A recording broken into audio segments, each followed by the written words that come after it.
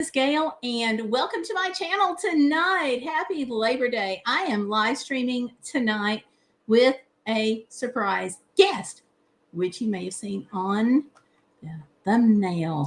So I want to thank you all for coming out tonight. I've got several things that I'm going to do, but first, we have Keeping Myself Well right here in the chat. So, hi, Keeping. Welcome. It's good to see you tonight. I hope everything is going well. So what we're going to do tonight, Stellar Piper has joined us in the chat, which is awesome. And we are glad to have you, Stellar Piper. Put you on here, okay? So tonight, what we're going to be doing, I may take off my hat for this live stream. We'll see. Anyway. I have got some Hurricane Helene things to do and put together. We've got several events coming up for the anniversary of Hurricane Helene. We're doing a open house down at the LTRG, the Long-Term Recovery Warehouse and Office. And we are going to do and we're going to do a candlelight observation that Wednesday night, September the 24th. Plus, we are doing a prayer breakfast on Saturday, and that's Saturday the 27th. So what we're going to do, we want to give everybody just a little favor. Hi, hubby. Hello. Hubby went out and got paper towels for me, so thank you. You're welcome. So we want to give everybody at the prayer breakfast a little favor, but we couldn't decide what. So we're going to put a candle in an organza bag. We're going to write a little note and tie a little tag on it. And we're just going to say thank you for being a light in our county. We've got to do about 100 of them. Now, I am a little nervous about the prayer breakfast because we may have some state level bigwigs in our prayer breakfast. So, little nervous about that. So I've got tags, I've got ribbon, I've got bags, I've got candles, and we're going to put all of this together with help from our surprise guest. Are we ready to see our surprise guest? I am. Keeping Myself says she is doing great, so I'm glad. I'm doing okay. One thing at a time. But first, let me introduce you to our surprise guest who has come all the way from Kentucky just to be here this weekend and has been voluntold that she is going to be doing the live stream. Yes, voluntold. She is volunteering, and we told her that she would, and she's got a great sense of humor, and she doesn't mind. So, without further ado, welcome our surprise guest. Who needs to hurry? Ta-da! We have been joined by Stellar Piper, and she's going to help me put all of these together. Yep, it's my daughter. Oh, yeah, what's the wrong way? This is Stellar Piper. So yeah, I was like, are you by chance going to come see your old parents for Thanksgiving, for Labor Day? And she was like, I don't know, because you know how adult kids get sometimes. And I was like, you really should. You really should. It's going to be a great weekend. It is just going to be fabulous. And you know what she said? What do you want me to do? Can you imagine being so suspicious of your mother? Like, look at this face. Should she be suspicious? But was I wrong? No, but you came. I did. She did. She came. Keeping Myself says, isn't Kentucky in Tornado Alley? Because I was looking for more available housing. It was this one state. So they are not in Tornado Alley typically. It is shifting a little bit to the east. There's several alleys across the state. I'm one of them. But the one, yes, you are your own tornado. Having seen her room for most of her life, I can vouch for that. And I can vouch that it has not gotten better much. It always looks great when I come to visit. Have you heard of panic cleaning? Yes, I have. I've actually engaged in panic cleaning. So basically, Kentucky is getting more tornadoes, but it's not officially in Tornado Alley. Now, there is a secondary Tornado Alley, and that tip of that, this is called Dixie Alley, and the tip of that runs through basically North Louisiana, Mississippi, Georgia, and part of Tennessee. The tip of that comes up into Tennessee. So it stops well before getting to Kentucky. But if you're looking for affordable housing, let me encourage you to look anywhere other than Lexington or Louisville. I do housing for a living. If you want affordable, don't go there. So it's pricey. It is. But you know, I'm actually beginning to wonder, is there affordable housing? So yeah, I don't know about Ohio. It might be. I have not seen any kind of stats on that, at least lately. But they are, the storms, the big storms, the tornadoes and such are shifting to the east. And nobody really knows why. They're blaming it on global warming, global climate change, whatever you would like to call it. That's what a lot of people are blaming it on, but who knows? Who Not a knows? meteorologist. Oh, no, we're just spotters. We are trained weather spotters for the National Weather Service. That's a class I pretty much encourage everybody to take. Oh yeah, I'll talk about any chance I get. It is free and online. So what that does is it helps you spot bad weather like tornadic behavior, and it gives you cloud structures and just helps you, you know, they tell you what's expected out of a storm spotter and give you the private numbers to phone things in and send in photos and stuff. But they may also call you, like if you're having a severe snowstorm, they may call you and say, hey, how many inches are out there? And they tell you how to measure that. So it's a great class. It's very, I'm a giant nerd, so I think it was super interesting. But probably the most helpful thing they teach is how to recognize when a cloud in the sky is actually a storm developing and you should be cautious. They teach you how to recognize that. Yep. And they teach you that if the sky is green, it's time to run and scream. No, it's time to go into hiding. If the sky turns green. She says, nice. I was following meteorologists to keep up. There you Also go. a good idea. Very good. Very good. And so anything that we say can change pretty rapidly, you know, and we're all having weird weather. I mean, who would think we would have hurricanes in East Tennessee? Being nowhere near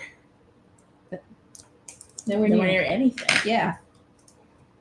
So anyhow, but yeah, I would recommend that you take that course and check into where the secondary tornado alleys are forming. I mean, the class is free, online, and helpful, so why not? That's true. That's true. And it only takes, I don't know, maybe an hour. Yeah, about that. So yeah, we've taken it before, so we might clip through it a little bit more quickly. Mine was over Zoom.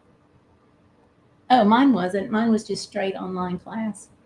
Let's see. Here we go. Yeah. So much for my tiny house dreams at incredible tiny homes in Newport. Actually, Newport has a little less problems with severe weather. So if you're looking at Newport and you're trying to escape severe weather, you've got better chances than you do in other parts of the state.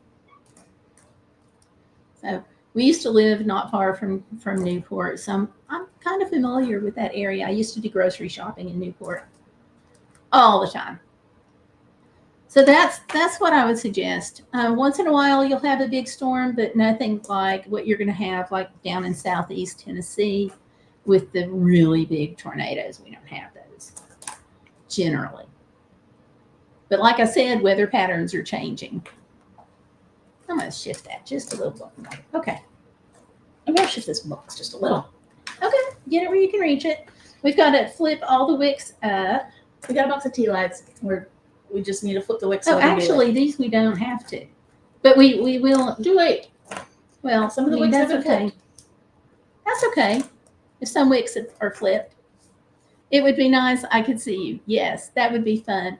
Oh, look, we have Peter Parker in the house. Hello, Peter. Welcome. Good to see both of you. So I know that the prayer breakfast isn't until the 27th, and I realize that, but I've got so many things to do with getting ready for all of the events that since she was coming into town, thank you, I thought, what better time to go ahead and get some of this done than when I have an extra pair of hands. Yes, yes, yes, yes. Okay, so what's the plan? Just drop the candle in? Drop the candle in. That's all we have to do for the moment. And then we're going to be taking these tags and tying them on. Okay. I would say tie one on, but that just sounds terrible. Yep. That's been a while. I haven't been to a bar since I was a teenager. Yes, I did say teenager.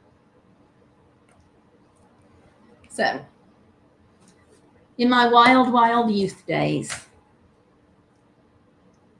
Yeah, and you haven't, I hope I haven't been to one at all. I have been to one. Gina was meeting with a friend, and I hung out and drank Sprite while I chatted. Okay, were you of age? Yes. Oh, well. This was like 2 weeks ago. There you go. Yeah, definitely of age. I was a little younger. I never got carded, though. That probably would have terrified my mother. So I guess I'm good that she can't hear me. Probably for the best. Probably.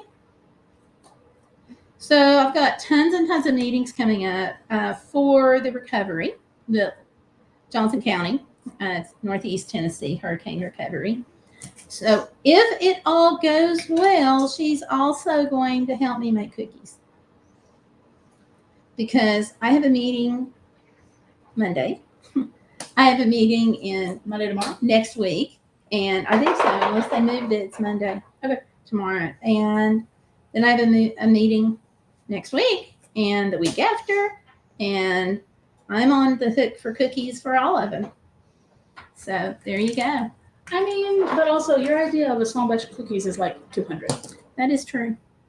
But these are going to be cake mix cookies again. I showed everybody how to do that on one of the previous live streams. And they're quick, easy, and delicious. Sounds like my kind of recipe. So, and you've never made that before, right? Correct. Yay. Okay, let's see.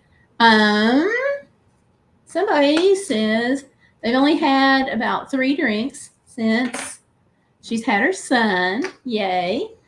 Peter Parker says that must be back in the 1940s when drinking is allowed at 13 years of age. No, I would never have made it in the 40s. God knew what he was doing by putting me in the 60s. So I guess he always knows what he's doing. It'd be nice if he told the rest of us, though, sometime. That is true. That's what prayer's for. That's true. Prayer and discernment. I would be happy with an email. Yep. Text message. How do you take a stone tablet? 2x4 works.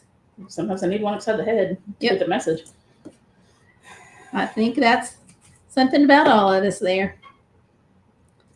We're actually going through these pretty quick. I like that. Let's see. Keeping Myself says, I don't like to drink anymore. I'm sorry I never made it out there, Gail. Hey, life happens. Hopefully, I'll make it back out on the road if we ever get another van, which is what we're working on. And we're trying to be really frugal and save some money because at the same time we're trying to get ready for the van, I've got repairs on the new Jeep, new to me Jeep. It's actually about 20 years old. A friend of mine was what? It's old enough to drive itself. It could almost go drinking. Almost. So a friend of mine lost her sight, and I may have shared this on a previous live stream, but for those of you who are just now tuning in, just so you know, a friend of mine lost her sight, so she had her car just sitting in the driveway, coming to terms with the fact that she couldn't drive anymore. So when I totaled out the van, they offered to sell it to me, and I jumped at it because I know it's old and I know it needs some work, but I also know that they can help with some of the work. And he is my husband's, or her husband is my husband's best friend from high school. So I felt like they would tell me everything that was wrong with it. And they did, and encouraged me to go have it checked out before I bought it and stuff like that. So I had a real good view of it. But you all know how it goes. You know, you're trying to save money for one thing, and then you've got to spend some on something else. So that's okay. I am so grateful to have, it's a Jeep Commander. It's got plenty of space for the dog and for the next dog that I'm going to get. Rear air, everything on there that I need and want without a lot of new gobbledygook, because I really don't want a lot of buttons on it. Wash hands. Okay. That's the plan. So yeah, so I think it's going to be good. I'm going to be doing some traveling. So you are going to get to see some travel videos. I've got some places coming up. If all goes well, I'll be going back out to get my service dog later this month. Obviously not during the hurricane anniversary stuff, but yeah. And then I'll be going out we're going to make this huge loop. We're going to go up to Kansas, hopefully for service dog graduation, and then go out to New Mexico, sneak in a trip with grandbaby. So we'll see how all of this goes. I mean, really, I feel like you're going to see the grandbaby and get the dog on the way. That may be kind of how it works. But in and around the Concordia, Kansas area, which is where I went for the service dog, there are like so many fascinating things to do. One of the things that I really enjoyed was a museum. There's also a German POW camp. We went after hours, so we didn't get to tour it, but that's our plans to be able to do that. I will have to look it up again, but there's a museum in Kansas that has one of the Apollo 13. One of the Apollo 13? Like capsule part things. Oh, neat. Now, you know your grandparents were working on the Saturn V when they met. Yeah, I think that's really neat. So, space stuff is always really good for me. I guess you could say I'm a space cadet, but just not the astronaut kind of space cadet. Do we know where we are? Okay, about a third of the box left to go. This is going really fast. Well, we're not to tagging yet, so that might take a little longer. Yeah. I tell you what, how about if I write them and you tie them? Considering your handwriting is significantly prettier than mine, yes. And I'm thinking that when we tag them, if we want to, we could tie the ribbon in between these two ribbons, kind of help keep it closed. But if you don't want to do it that way, that's fine. Okay. I don't care as long as they're tied. That's the big thing. Hey, Keeping Myself says, yikes. Luckily, I'm still holding on to mine. Maybe you could help me get my license if I buy that tiny house. I want to go to Ukraine to give love after the war, so I'm not sure how that will work out. I think that going to Ukraine sounds like a fabulous idea.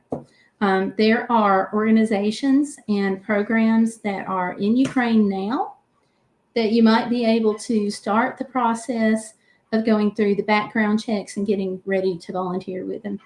Plus, if you go with an organization, you are more likely to be able to have insurance, not just for the trip itself, but health insurance for when you're over there. So that's what I would suggest. You never know what's going to happen, so extra insurance is not ever a bad idea. True. And Blue Cross and Blue Shield offers what they call Geo Blue, and that is strictly health insurance for overseas. And the neat thing about that is a lot of your travel insurance is on a reimbursement. But this Geo Blue has a worldwide network of doctors that will take their insurance, and then you will essentially, as I understand it, pay a copay similar to what you would here, but you're not going to be out of pocket waiting to be reimbursed. So even if you take the insurance from the other place, I would still look from whatever organization you volunteer with. I would still look into getting the secondary insurance. So if one doesn't cover it, hopefully the other one will. She was looking at going overseas, and I suggested the same thing with her. And I would have gone for it. So, but then you change your mind, and you're going to be stateside, which makes me feel better. And then you and I are talking about possibly taking a trip later this fall, kind of Advent season after Thanksgiving. So we'll see if that goes. Crossing fingers. Nice on your service dog, Gail. Can't wait to see him. That makes two of us. I just can't believe that the last one washed out at the last minute. This organization's pretty picky, and as they should be. Yeah, as they should be. But still, I'm like, I really wanted to come home with a service dog. Not getting a service dog is how I fell and broke my hand. Oops. Because I didn't have service dog Pipsy. And I actually broke it in your home state, Kentucky. Sorry. They are building a glorious new welcome center, but they're still doing construction on it, so they've not picked out and covered and filled in all of the holes in the yard yet, which is what I fell on. Had I had my service dog with me, I could have held on to the harness for a couple of seconds, and usually I just hold it and then let go. So, yeah. Okay, we need 2 more candles. Luckily, I have a whole nother pack over in the back over there. Over there? Yep, over there. Oh, Iron Fire Horse is in. Hey, Irene, how are you? It's good to see you. We've got a nice crowd tonight. Okay, it looks like we just need one little candle. It's in that paper bag. Yes, I am starting early, I know, but there's so much to do, and I know if I don't start now, I'll have a major panic fits as we get toward the different events. Because I'm on communications, and I'm basically the communications person. There you go. And some of these events fall under communications. So, yeah, I'm also on the spiritual and emotional care team, and some of the events fall under that. So basically, like that whole week, I'll have stuff Tuesday, Wednesday, 2 things on Saturday, but I've also got something coming up that Friday, and that's kind of a little, I don't want to say private thing, but it's just a quick prayer moment. So I'll have that. So if I don't get this stuff done early, I'll have problems. So, another thing that possibly we're going to do in a little while is maybe make cookies so I can go ahead and get those frozen. So, and she says, yes, Iron, I'm working on that all the time. Yeah. Oh, okay. So keeping myself was going to be staying at an Airbnb in Ukraine. That doesn't sound bad. I would still check in with like a national organization or an international organization. Samaritan's Purse does some work there. United Methodist Committee on Relief does some work there. And there are different organizations. So check into those because that will get you a place to stay also. And one less thing to worry about, They'll supposedly help you with food and stuff like that.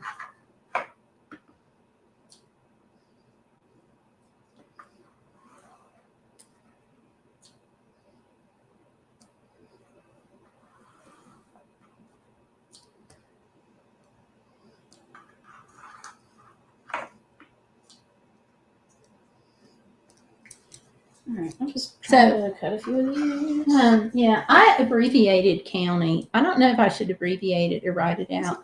What do you all think? Abbreviate. Abbreviate? Just for space. So, I'm pro abbreviation, but what does everybody else think? let's see. Irene says, same. I boycott Airbnb. Okay, there you go.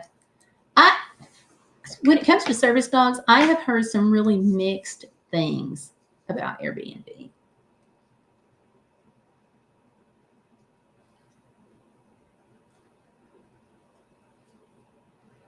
I'm gonna need you to cooperate and do what I want you to do. Thank you. Well, yes, I do talk to inanimate objects that aren't behaving the way I want them to.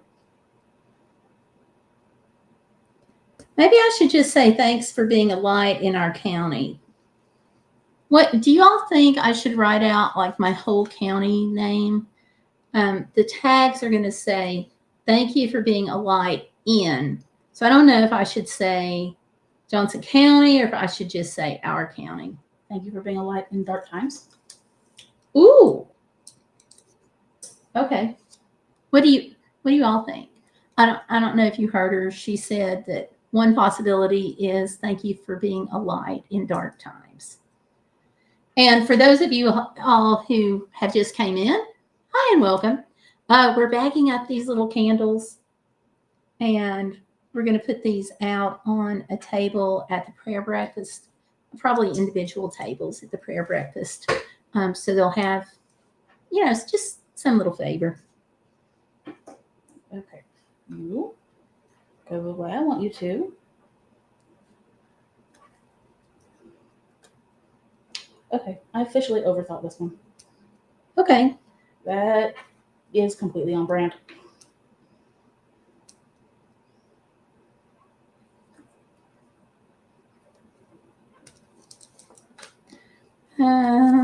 Fat finger syndrome, tiny bow. Oh, fat finger syndrome. Is that what you're saying? Yeah. Okay. Yeah. Okay. What do we I think a lot of us knows how that goes. Okay. What do we think? I think that's cute. Bell on the back. Yeah, I think that's cute. You know what? We need a little bag or something to drop these in. Something. All right. How about a basket? How about a basket? I like baskets. I bought some baskets at a yard sale the other day. It's almost impossible to find a wicker basket. I was going nuts trying to find some, and then I got a phone call from somebody who was selling some of her stuff, and she's like, hey, come see me. I've got baskets. Okay, yay. Bring it over.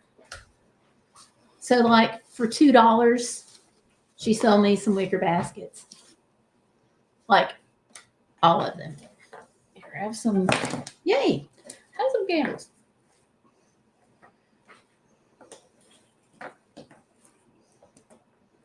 Just making a hole at the basket. Don't mind me. Okay. Basket. So, yep. So anyway, there's so much to do. Our county, keeping myself says our county. I kind of like that. Thank you, Gail. I will definitely try United Methodist Committee on Relief. I would do that, and also check with Samaritan's Purse. Someplace else that you might want to check with, since you're really good at cooking, is World Kitchen.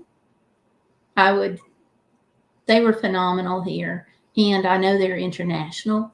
But since you have that passion and that drive to cook a lot of really delicious things, that might be worth checking into.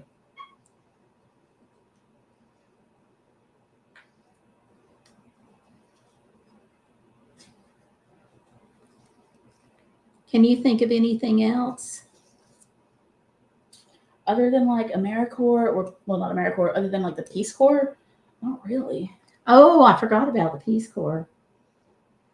That might be another one too.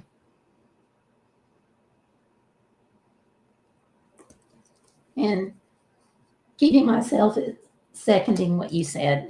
Peace Corps, or and what am I being seconded on? I mean, I'll take an agreement anywhere I can get it. I'm just wondering.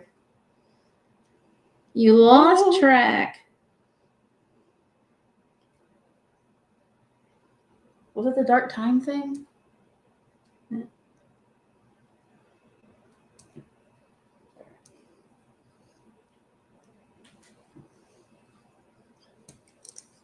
You have support.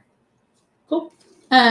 Oh gosh, Irene says she's been evicted from 12 places that she fixed up and were turned into an Airbnb. Huge part of the homeless problem. Keeping well. That's why I boycott them. Gotcha. That's not cool. We did have some of that that happened after the hurricane. We had so many people coming in from out of town that needed housing, and a lot of them turned to Airbnbs. So a lot of the Airbnbs were developed from housing that could have been turned into affordable housing. But they're here short term, and I'm talking about like FEMA, Tennessee Emergency Management, organizations like that. So the mission teams that have come in, they're staying in churches, so they're not taking up Airbnbs.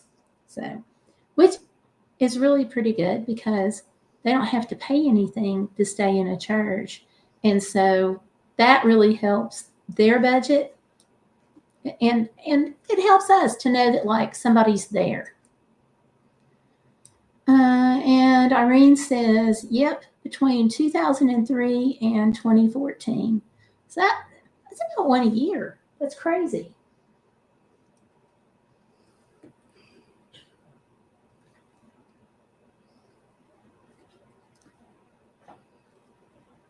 Yeah, it's a problem.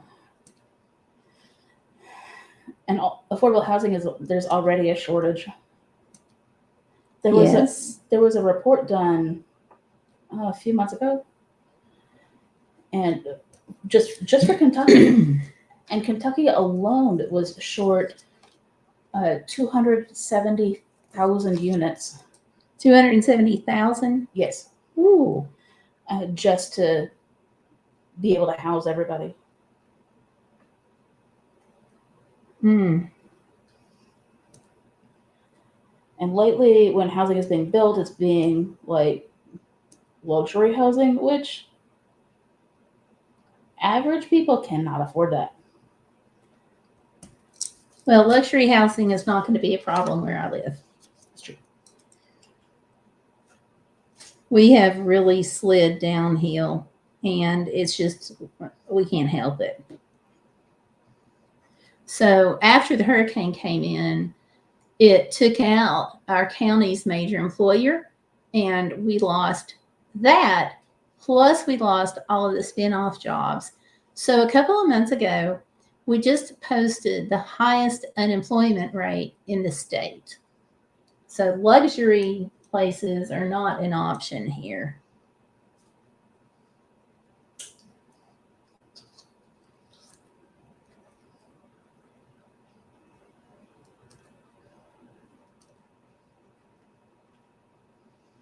Okay, I cut some of these a little too short, so they're going to be knots and not bows. That's okay. As long as they're done.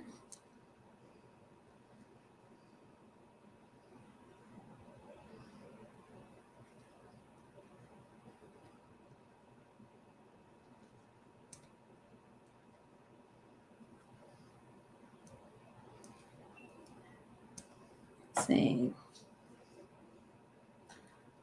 Yeah, it depends on what source and what statistic you're looking at. Some places are saying we have a 43% child poverty rate. And I believe it, because that would go with our unemployment rate,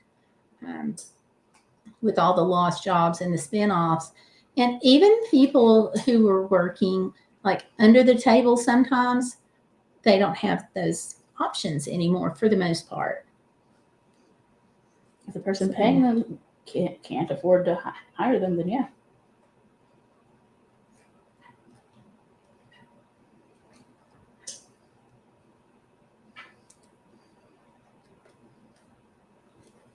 Lots of spin-off effects that nobody really thinks about. Mm-hmm. Well, which is part of why the long-term recovery group is a thing. Yes, it is. But you know, it's all the things that you never think about having to worry about with a hurricane. Like, one of the things is, if your great-great-grandfather got your property through a land grant and it's passed through the generations, and you are having the property line in the middle of the creek. Well, let's say, like in one instance, this is something I know of. Let's say that creek moved about 30 feet. Where is your property line? And then if you're paying insurance on a certain amount of property, does that affect your insurance? And just things like that. And it's like peeling back an onion. And we think that, oh, well, the hurricane was a year ago. But believe it or not, we are still having spin-off issues because of it, even though the end of September the 27th will mark 1 year. Me personally, like, I had this tree in the backyard and most of the tree landed on my van. But as we know, my van was okay that time. But yeah, that time. But, you know, we thought it was okay. We had some volunteers that came out and they cut, you know, like that big portion of the tree out. Well, now we have this other portion of, like, I'm going to guess around a half of what's left. And those tree limbs are hanging down, and they are now hanging down onto my new to me Jeep. And in looking up, I'm noticing that we also have a fair number of dead tree branches. And see, this has happened, it's a result of the hurricane, but it's happened like recently that these branches and all have been dying. So even though it's as a result of the hurricane, we're so far out that even if we wanted to put it on the insurance, we couldn't, because the emergency part is over, and like FEMA's left and everything. So yeah, it's things like that. I mean, that you don't think about. Like, we were going down the road today and we saw this big tree that has fallen, and the other one next to it is hanging horizontal over the road. So it's like, you just know that at some point when you're driving down that road, that tree is going to fall. And it's not if, it's when. But the hillside was damaged as a result of the storm. And so trees scooted down. We actually had landslides, as I've kind of fussed about before. So even with the trees that held during the landslides, like, we're still having issues because the root system underneath the trees have been damaged, and because there's not as much soil there as there used to be, and there's like a million and one factors that went into that. So yeah. I didn't see anything.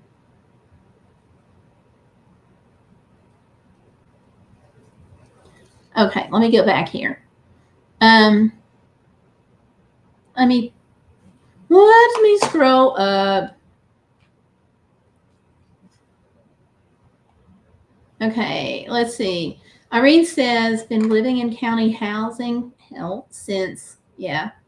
They have Women for Women war survivors. Our prime minister has given out a ton of money for affordable housing, but the province and municipality is using it for people who don't need it. They're selling off the affordable housing and still building monster homes. And then Irene said, Iron Firehorse says, that sounds really interesting, keeping well. And then Keeping Myself says, I didn't see anything online that I want to help with. Hopefully the soldier I'm talking to will have something for me if I help. I bet they will. I have faith in that. Let's see. Irene says, they're still taking care of downed trees and branches here from the 3-day storm last March. And Keeping Myself says new storms keep developing too. Yeah. Yeah.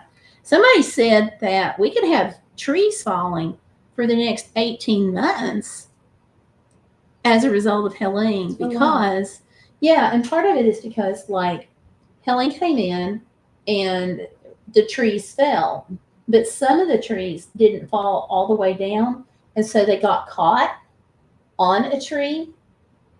So then you have the tree that fell getting caught by a tree, and then let's say, you have a storm, you have wind, and it blows the tree around, and then the one that was hanging around fell. And so what we're seeing now is sometimes that one tree that fell takes out others. So it was related to the hurricane, but that's just kind of the way it is. Like a terrible game of dominoes. Yeah. I think that's a good analogy.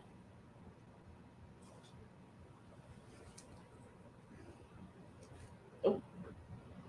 I don't know what I did.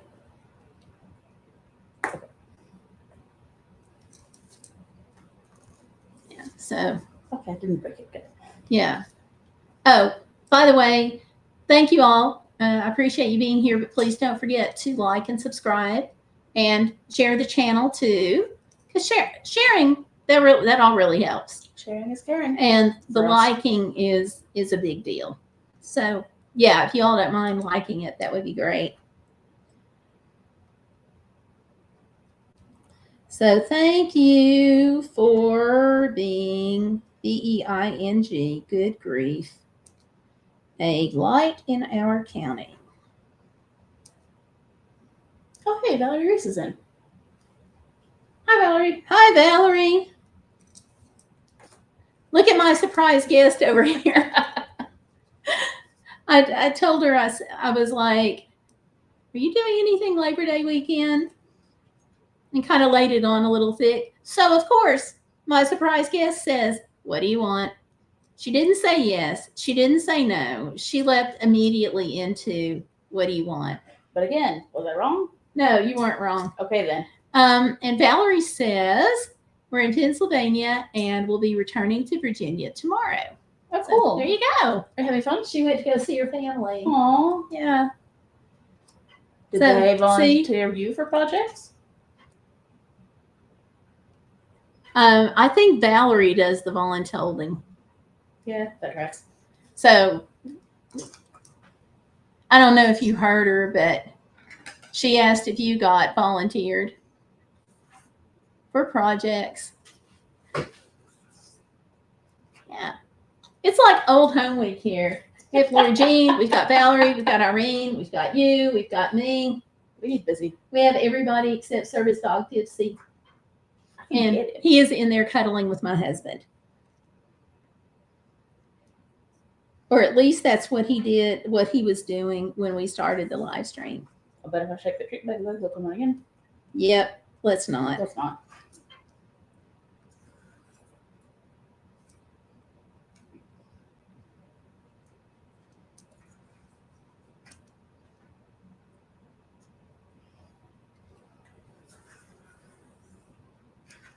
Yep. So I've got 100 to you know what? I just thought of something. Okay, so these are white tags. Yeah.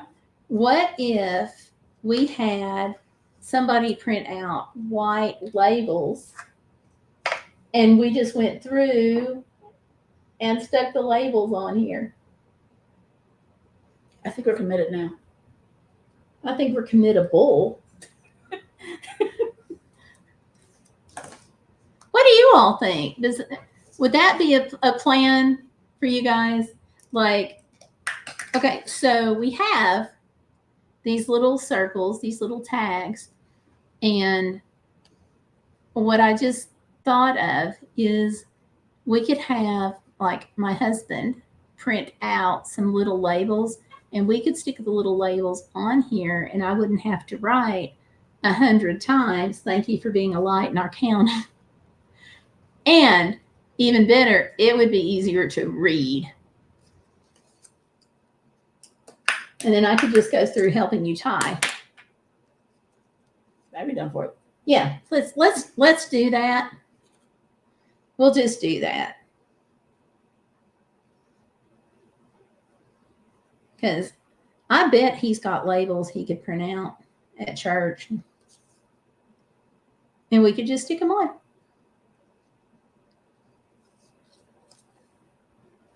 Now, how are you tying yours? Very carefully. Are you tying them through the strings? Are you like, how are you doing it? Okay. Hold on. I show. It'll be Okay. easier than trying to describe. Okay, so take the ribbon, Take the ribbon, make a little loop. make a little loop. Okay. And what do you do with the loop? Stick the ends through the hole in the tag. Stick the ends through the hole. Stick the ends. I'm dropping my tags. There we go. So you wind up with like. I'm not very good at this. Can you tell? So you wind up with like a little loop right here. See, Irene says it's a good idea. And Valerie says, we mostly fixed lunch and hung out with Mom in New York. We're at Steve's parents' house in PA right now.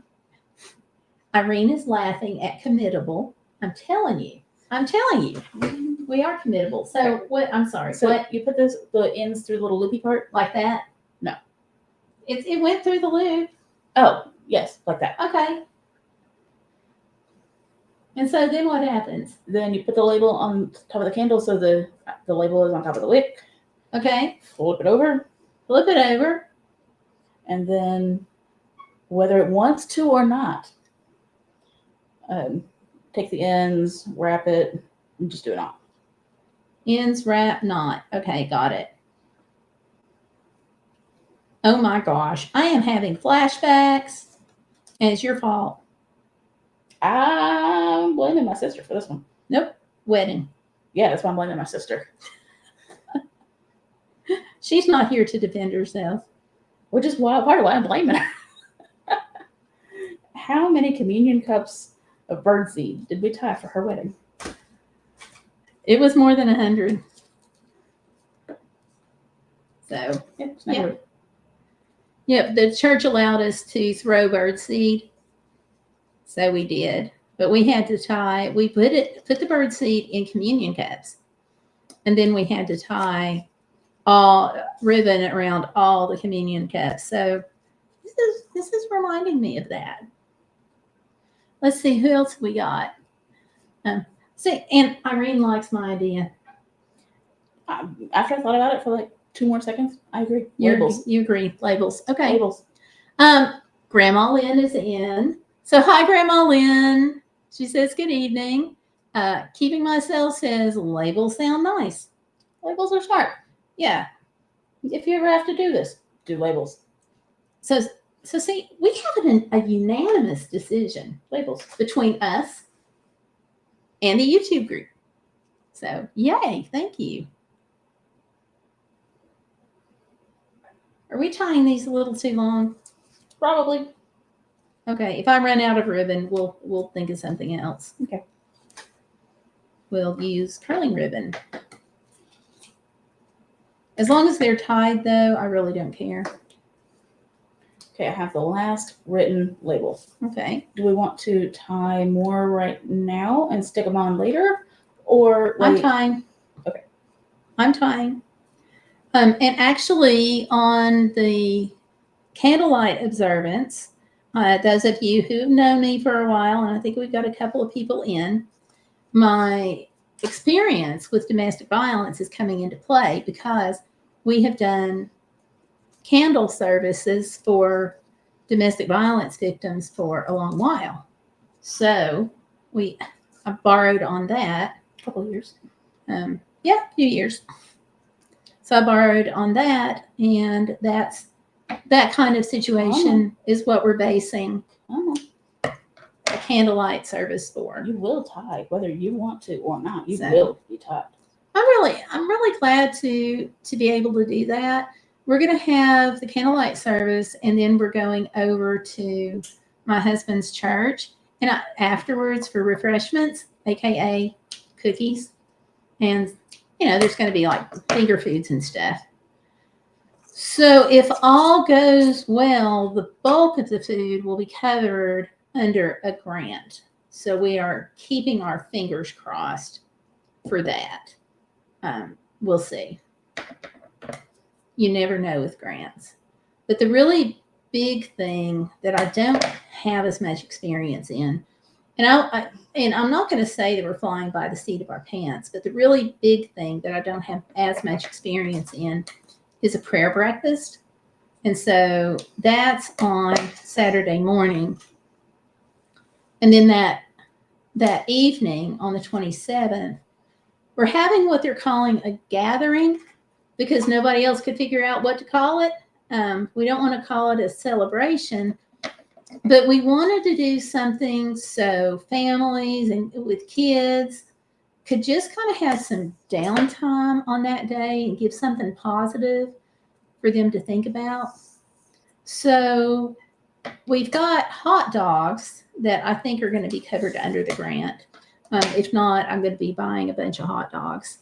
And we're trying to get vendors to come out and do some things for free, but we're not having much luck with that, but we're trying. So what I'm thinking about is just simply saying, come out, have a free hot dog. Oh, I should probably do that. We've got water, and come out, enjoy a free hot dog, grab yourself a bottle of water, and just enjoy being at the park with your kids. Bring a picnic blanket and just enjoy being out there. What are you going to say? Can I have some labels? Yeah. Thank you. You're welcome. But somebody told me they thought that was going to be a little short on activities, and they're not sure that people will come out if we're only giving out free food. I would come out for food. Absolutely would. Food I don't have to cook or pay for or do dishes after. Sign me up. Hey, what are you doing that weekend? Work. Oh yeah, we talked about that. Yeah, that's we did. Right.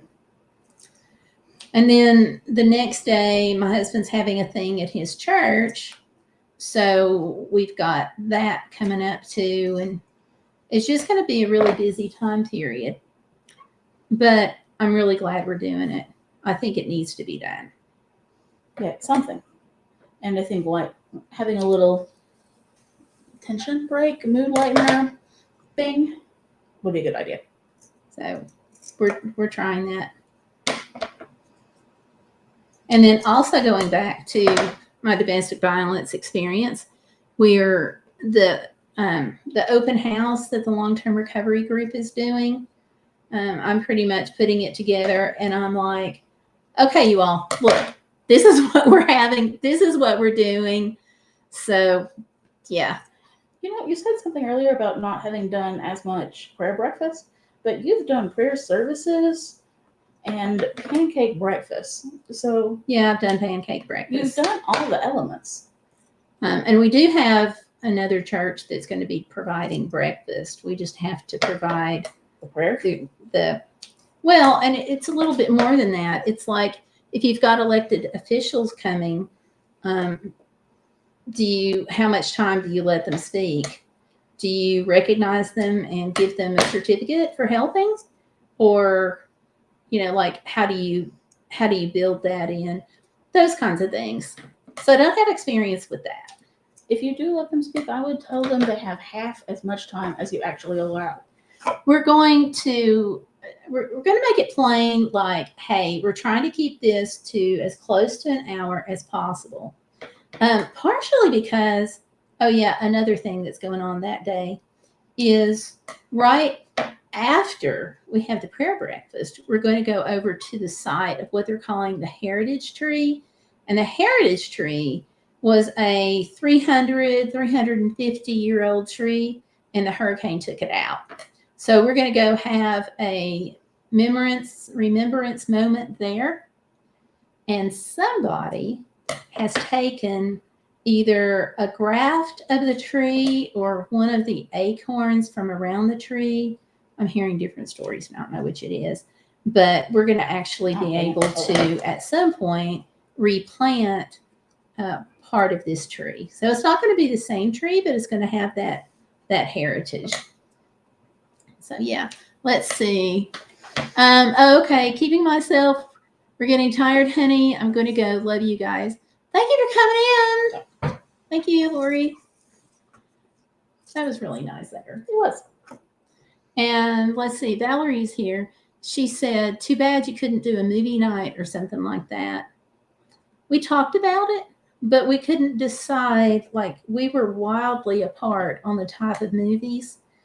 There was some concern that if we did a movie that was just for kids, that adults with older kids wouldn't want to come out. And then there was concern that if we did a movie aimed at older kids, that people couldn't bring their young ones out. And so we just kind of went all around in a circle like that. Board games. So, well, we're not going to have board games because it's going to be outside. But one thing that somebody is doing is they're bringing cornhole and something else.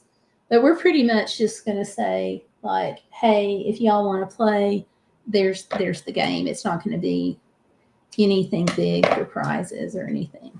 But next year, we're already talking about something a little bigger. So, yeah, we'll see. Like, we were hoping to get somebody out that could do face painting, but they want to do it for free. So we're kind of like, yeah. I mean, she's not going to charge a whole lot, but the fact is we're trying to keep this as free as possible. You know, so that's why there's not going to be any charge for the food. Because one of my original ideas was to like have food trucks, and then people can get whatever fit in their budget. And they were like, no, let's keep it free. So, yeah. But Valerie, I would love to have done that if we could have figured out a movie. And it would have to be a slightly older movie too because of licenses. Because we'd have to have a license to do that. But there is a church that has a license that if we did it under their church name, we could use their license. So, yeah, we just could not decide. So I was like, The Matrix, for example. I love that movie, and that was suggested, but it's a little bit too much for kids. And then we thought about like Pocahontas and like The Lion King and some of the Disney movies, but some of the adults really just didn't think that would work because of it being aimed at kids. Oh gosh. So when I was in college, there are a lot of good Christian movies. And we talked about it. We just couldn't come up with anything that we could agree on. When I was in college, right before one of our band trips, we had to get up early. So we stayed up all night with a Disney movie sing-along. Oh, how funny. So Disney will appeal to older kids. That's funny. Well, maybe we could revisit that at the next board meeting. At this point, I just let it go and let it be what it is. And it's something nice. Something I think I think would be fun to do would be to, for next year, would be to do like a double feature and maybe do one early that's really more for kids. And then right after that movie concludes, have one that's a little more geared to like some of the older people. I also thought it would be really cool to have Star Wars and and see if any of the kids wanted to make like homemade lightsabers and bring them or something like that. Oh, that'd be fun. Yeah. One thing I vetoed, and just completely vetoed, is horseshoes and Nerf gun fights. Because horseshoes, if you accidentally throw it and it hits somebody, it can really hurt them. I actually did that once. Not a sibling. I actually did that once. And then the other thing is with Nerf gun fights, I had a brother. I know how that goes. And we did have water balloons were also a possibility, but nobody wanted to go and pick up all the little pieces of latex balloon. Yeah. So we're a little lazy. Plus, we've never done this, so we don't know if we're going to have 100 people out there or 1,000 people out there, you know? So I'm like Valerie, though. I think a movie would have been really good. Okay, so do they stop together? So is this person just going to have 2 tags and tear one off? If you tear one off, it's a tear. So we can't reuse the tag. Okay. So I'm not sure I can get this not untied, though. I wouldn't worry about it. Okay, this person's going to have 2 tags. So they'll be thanked twice. It'll be fine. We might even be able, there is a theater here. So maybe for next year, we could get a sponsor to maybe rent the theater. Oh, that'd be cool. And show movies all day. So it is, our theater is really, really cool. We've got, it's an old high school auditorium that's over 100 years old, but it's been modernized, and they just put last year, I don't know how many millions of dollars into the sound system, but they got a bunch of grants and did it that way. She's suggesting the Secret Garden. I think that would be good. Princess Bride also. Oh yeah, Princess Bride. I didn't even think about that. I did think about radio. That might have been a good one too. October Sky. No. What? No. I would love, love, love to do October Sky. But there's one scene in it when a boy and a girl are in the car. Yeah, okay. Good point. I completely forgot that scene existed. Yep. And there's a scene in the color purple, so that's a no-go too. I don't think I've ever seen the color purple all the way through. It's interesting. But I even thought about, I thought about several of the Disney movies just because they're really, really popular. But I even thought, there's some Hallmark movies out there, and there's even some IMAX movies, like about whales and stuff that we could do. And How to Train Your Dragon, not the new live version, but the CGI. Don't know anything about that. It's a good one. It must be an older one. Whoops, not that one. Okay. Not that old. But the Secret Garden, they're saying they love the movie, and we did not talk about that. That would have been a really good one to have I haven't discussed. seen the movie in forever. I've read the book, but fairly recently, but I haven't seen the movie. I don't know at this point if we could pull it together or not, but I may bring that up. List of ideas for next year. Yeah. Because I'd really like to get a screen. Or I was also thinking, we're going to be doing this with the hot dogs right next to the county pavilion at the park, and they've got electricity. So I was thinking it would be really, really cool to get a really big white tarp and hang that up, and then get a projector and do that, project it onto the tarp. But yeah, I was the only one that liked that idea. I like that idea. But I'm not on the committee. I was the only one that liked that.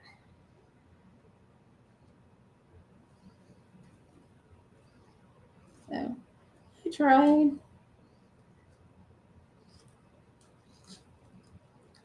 So I think that this may be a springboard to next year, and we'll just have to see how it goes. Because I don't want it to be something that, people like kids especially fear. Because people are going to be talking about it, and they're going to be talking about the anniversary. And I just want to have something a little bit more positive. Celebration of resilience. That would be good. I didn't think about that. Next year. Next year. So, but I have to say, we've been in areas before that were struck with a disaster, and I have never ever seen any place pull together like this county has. Oh my gosh. It's just amazing. And I do kind of wonder, because we're talking about Appalachia. Appalachia does not have the biggest trust in the government, at least not in this area. So I kind of wonder if that, in this case, kind of helped, because they were already somewhat self-sufficient. And then, boom, this happened. And then pretty much immediately, they were knocking on doors trying to find people and make sure people were okay, well before outside agencies came in and started. But we were still doing that for weeks. Oh, for the love of Pete. Cooperate. And I'm still hearing from people. It's really interesting, since I've been on social media so much. I'm hearing from people, like last week at a retreat that I went to, somebody came up and they're like, "Hey, I heard you're in Johnson County. I know somebody that's in Johnson County that still needs help. Where do I send them?" And I'm like, "Tap my phone and we'll discuss this." So I'm like, here it is, tap my phone, and, boom, they got the dot information and contacted me. So it's really kind of nice to be able to help like that. But it did take me by surprise, because I did not expect to be at a conference in West Virginia and somebody tell me that somebody they knew here in this county needed help. Because we're what, 2 states over? Portions of 2 states over? Sounds right. So, yeah. Let's see here. Irene Firehorse says she read the book every few years. It's the only movie she's ever purchased for herself. So, that's awesome. It's a great story.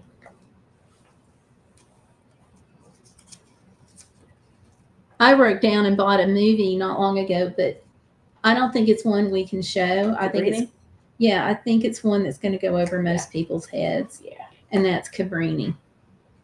A really good movie. If you get a chance, watch it. Oh my gosh, I love that movie. It's relatively new. It's sort of a Christian film, not in the sense that they're showing a lot of like Christian services or anything like that. But the woman that came over, she was a Catholic nun. It's a Christian film, but not a preachy Christian film, if that makes sense to anybody but me. Yeah. It's about her and the struggles that she went through to set up first an orphanage and then later hospitals here. But women in the Catholic Church had never done that before. And so they even told her that her success or failure would impact whether they ever sent women on the mission field again. This was also, what, 1920? This was earlier than that? No, earlier. She was born in 1858, so right before the Civil War here, a few years before that. And they argued with her. The church didn't want to send her. She felt called to go and minister and do an orphanage in China. And they didn't want to send her. And she had to have multiple meetings. And finally, she kind of bullied her way into getting a conversation with the Pope. And the Pope agreed to let her go on the mission field to America because he said that's where she was needed. And so it follows her life story, and the Pope, or maybe he had the Archbishop do it, but somebody wrote a letter to tell the church in New York that she was coming, and she was bringing other sisters with her. And they were so against a woman doing anything that they didn't bother to meet her at the port when she came in. So it's just really, it's interesting, but part of it is in Italian. If you like dramas, if you like period pieces, if you like stories about women being awesome and stubborn, yeah, check it out. Yeah, and she wound up doing many orphanages and hospitals around the globe. So starting here in the States, but she's from Italy and came here to the U.S. And so part of the movie is in Italian with English subtitles, and that's the part like where she's in Italy, coming over and going through the meetings and stuff with the Pope. Like that's in Italian, so it's very appropriate. But oh my gosh, her story! I love the movie. Love it, just because it's religion. It's what a woman can do. It deals with poverty here in the U.S. and anti-Italianism, bigotry here in the U.S. And it's just, I can't even explain it.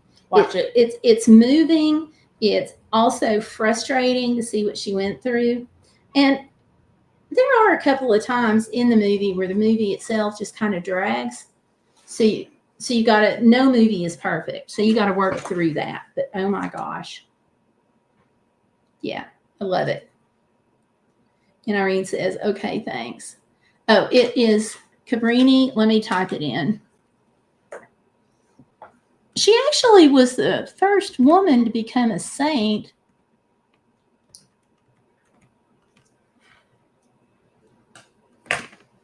Whoops, I misspelled it. Hold on.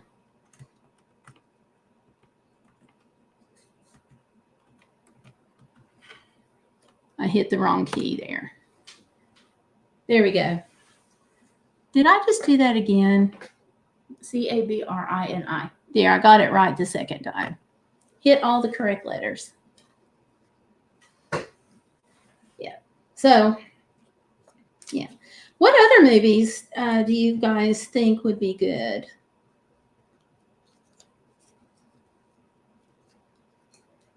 Now, I like radio because it's got such a good message.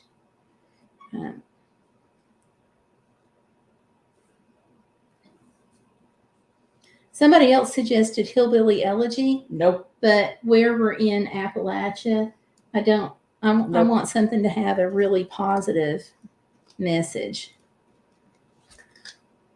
And I actually have not seen that. I have yet to hear anything good about the book. Oh, okay. Well, that takes care of that. I wonder too, what about the movie with all of the like speed racer, pod racer, something like that. Can't think of the name of it. It is by the same people who did The Matrix. I can't think of the name of it. Movie with like speed racer, pod racer things. There is Speed Racer, and there's Maybe it is Speed Racer then. and there is also a pod racing scene in Phantom Menace. No, this wasn't. It's not Star Wars. Okay, then probably Speed Racer. Okay. Irene says, thanks. It sounds like something I would watch. And then she says, I haven't watched many movies, to be honest. We do a lot of movies just because we have Amazon Prime. And it's cheaper. We can stream some of them. That's the first kind of new one that we've been to in a long time. And it's done by Angel Studios.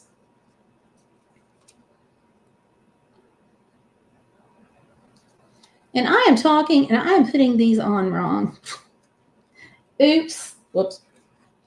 They're getting on there. That's the main thing. That's it. That's what we're going to concentrate on. Might need a new basket here in a little bit. We might. I've got more.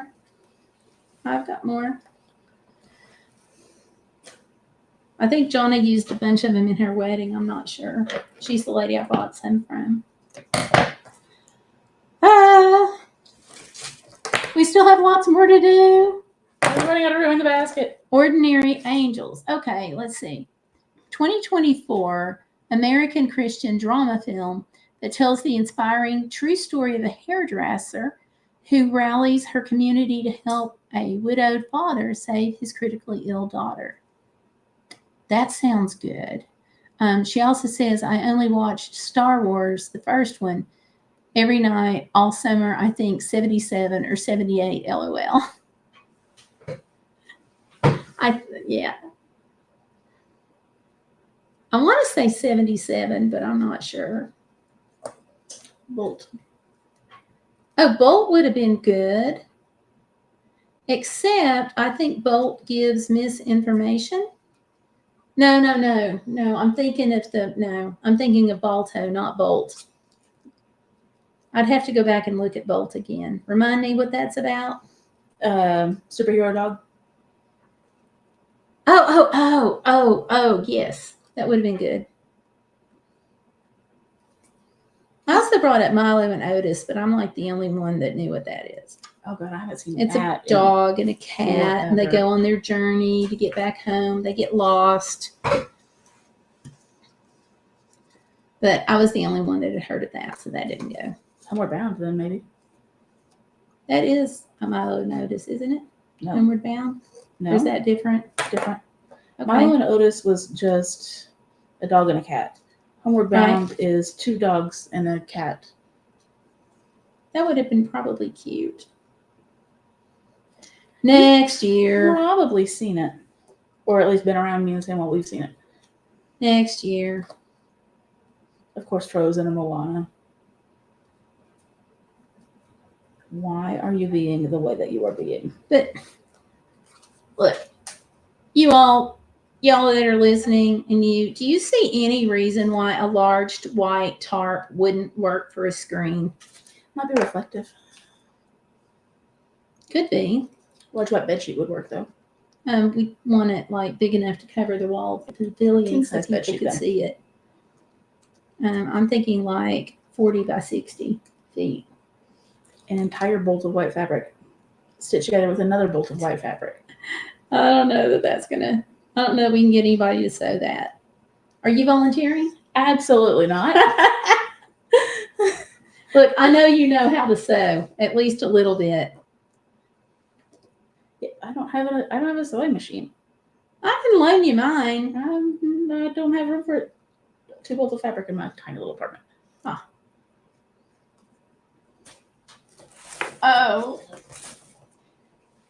This is reminding me of the wedding vibe here going on. Yep. Let's see. Irene says, we only had one theater, LOL, and she had a summer pass. And I think I saw Homeward Bound, but not Milo and Otis. Milo and Otis, I think, is older than Homeward Bound. And she says, try it out at my work.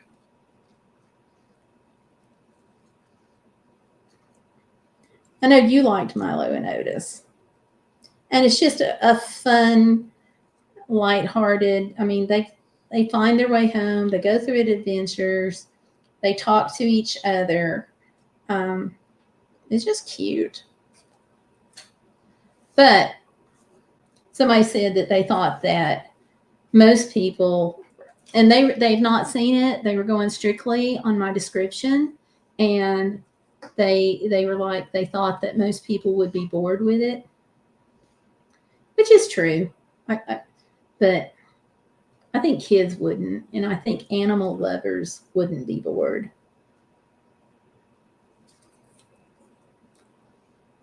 You could do Togo for older kids. I could see Togo.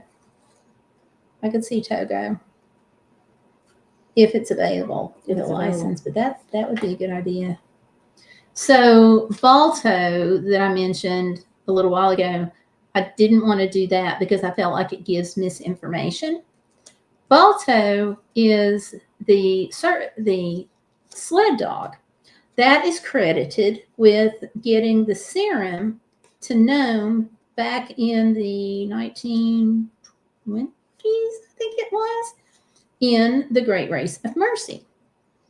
But most people, like if you talk to any of the mushers in Alaska, they'll just about all tell you that the true hero was a dog named Togo.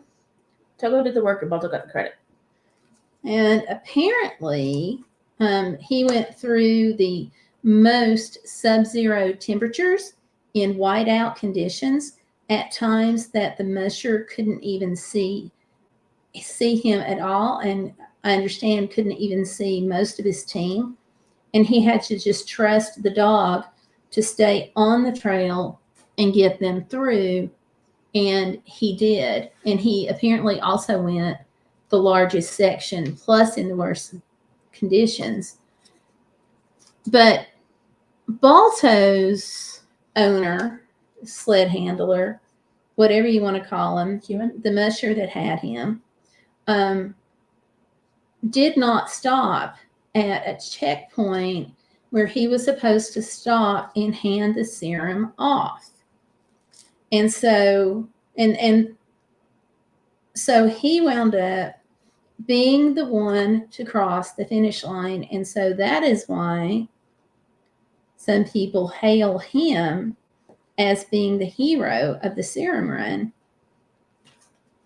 But none of the mushers say that. So they did Togo, and they made a movie, finally, a movie about Togo and his life. And anybody that's listening, if you ever go to Willow, Alaska, go to the Iditarod Museum. And Togo is actually mounted at the Iditarod Museum. After he passed away, they were able to get him mounted. And he wound up there at the Iditarod Historic Museum. And a lot of sled dogs today are descendants of Togo. Yes, but they're mixed descendants. And we actually got to see the final straight line descendants at one of the kennels when we went to Alaska, which was really, really cool. But we were both told that most of the dogs here in the contiguous 48 have a little bit Togo in them. All right, you get a new basket. Yeah, taxidermy. Yeah, it's Togo, Togo is the name. Nope. I'll type that in. Yes, it is. That is a word. Okay. Irene is saying that she saw someone here on YouTube use an awning for a screen, and she said it looked like light gray. I could probably go with light gray, honestly. But one of those big jumbotrons is going to be like out of the question. Even if we could afford it, I don't know where we would have to go to rent it. There's nothing really up here.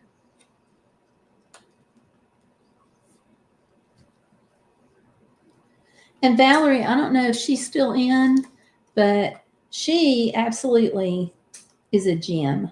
Absolutely a real GEM, a jewel, a gem, a star, a light. She helped make cookies and came down and was here when we distributed and helped make that happen. It was like 2,000 and something cookies that we distributed. Yeah. Yeah. We didn't count each individual bag. I went back through and counted what was left out of the bags that we had. So that's how we came up with that number. But yeah, it was a lot. Steal some ribbon and some tags. Yes, you can steal both. Ribbon. Yay. Tags. Yay. Last pack of tags. You want half? So tag, you're it. Yeah, I'll take some. Get what you need and just start doing, and then I'll come along and steal some of them. Sounds good to me. Or I could tie really slowly and I could leave it with all the rest of the tags.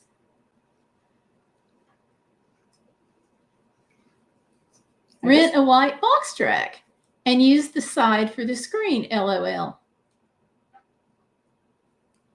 I know a trucking company. I wonder if they would have a truck that has white sides, because we could have them come in and do it. And I had lots of ideas. They just got to park it. They don't have to actually do anything with the truck. Right.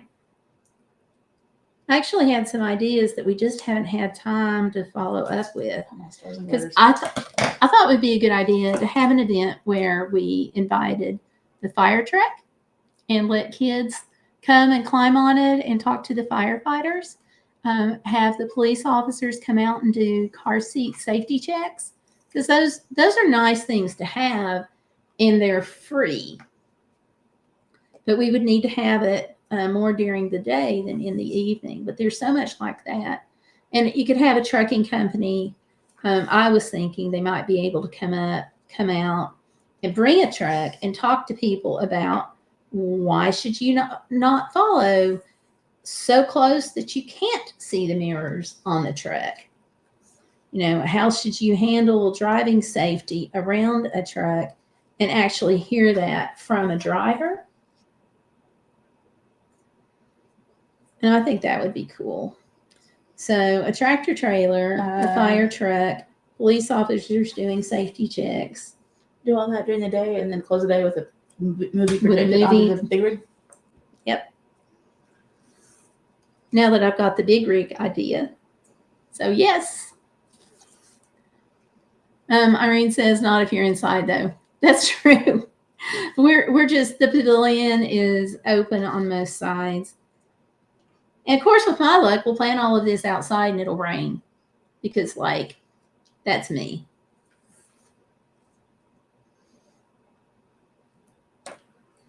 But even if it rains, we're still going to give out hot dogs, because that's just what we're going to do. But I think there could be worse things than saying, hey, bring a picnic blanket, get a free hot dog, get you some water, and enjoy just some family time with the kids at the park. Let them play or whatever they want to do. Let them be kids. They did just take up all the playground equipment at the park, but it's to make room for new playground equipment. So it should be installed by the time of the event, hopefully. So Okay, Irene's saying kids love that stuff. And her too, she said, kids meeting community helpers is always a great idea. Yeah, I think so too. And I even thought like for the adults, kind of the older people, maybe seeing if someone from the senior citizen center could come out and do free blood pressure checks.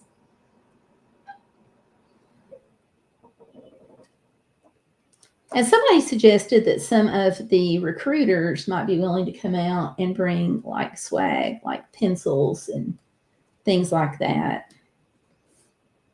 Maybe. That's a possibility, but we're running out of time now. We're running out of time. So add it to the long and growing list of ideas for next year. I'm trying to remember all these.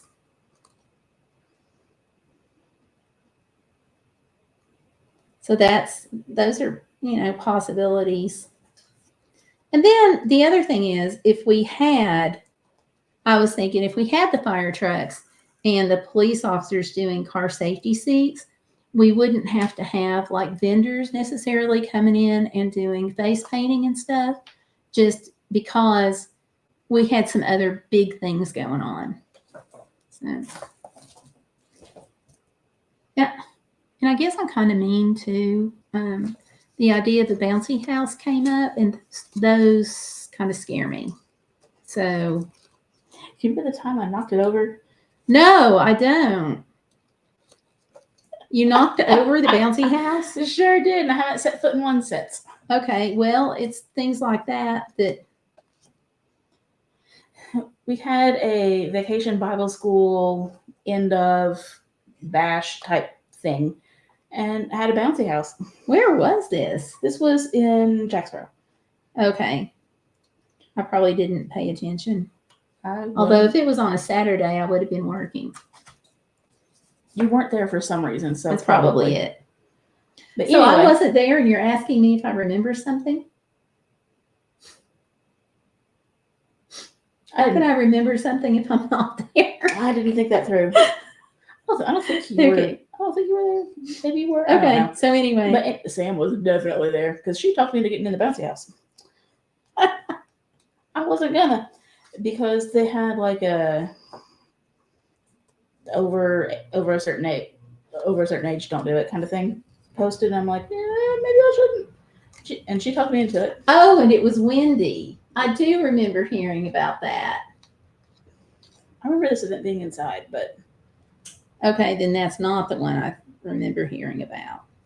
Well, in any case, I bounced, and somebody else bounced in such a way that I got launched a little harder than I intended to be. Went into the side of the bouncy house, knocked the whole thing over. Yeah, I don't remember that. And I think it was a Sunday because I was wearing dress pants.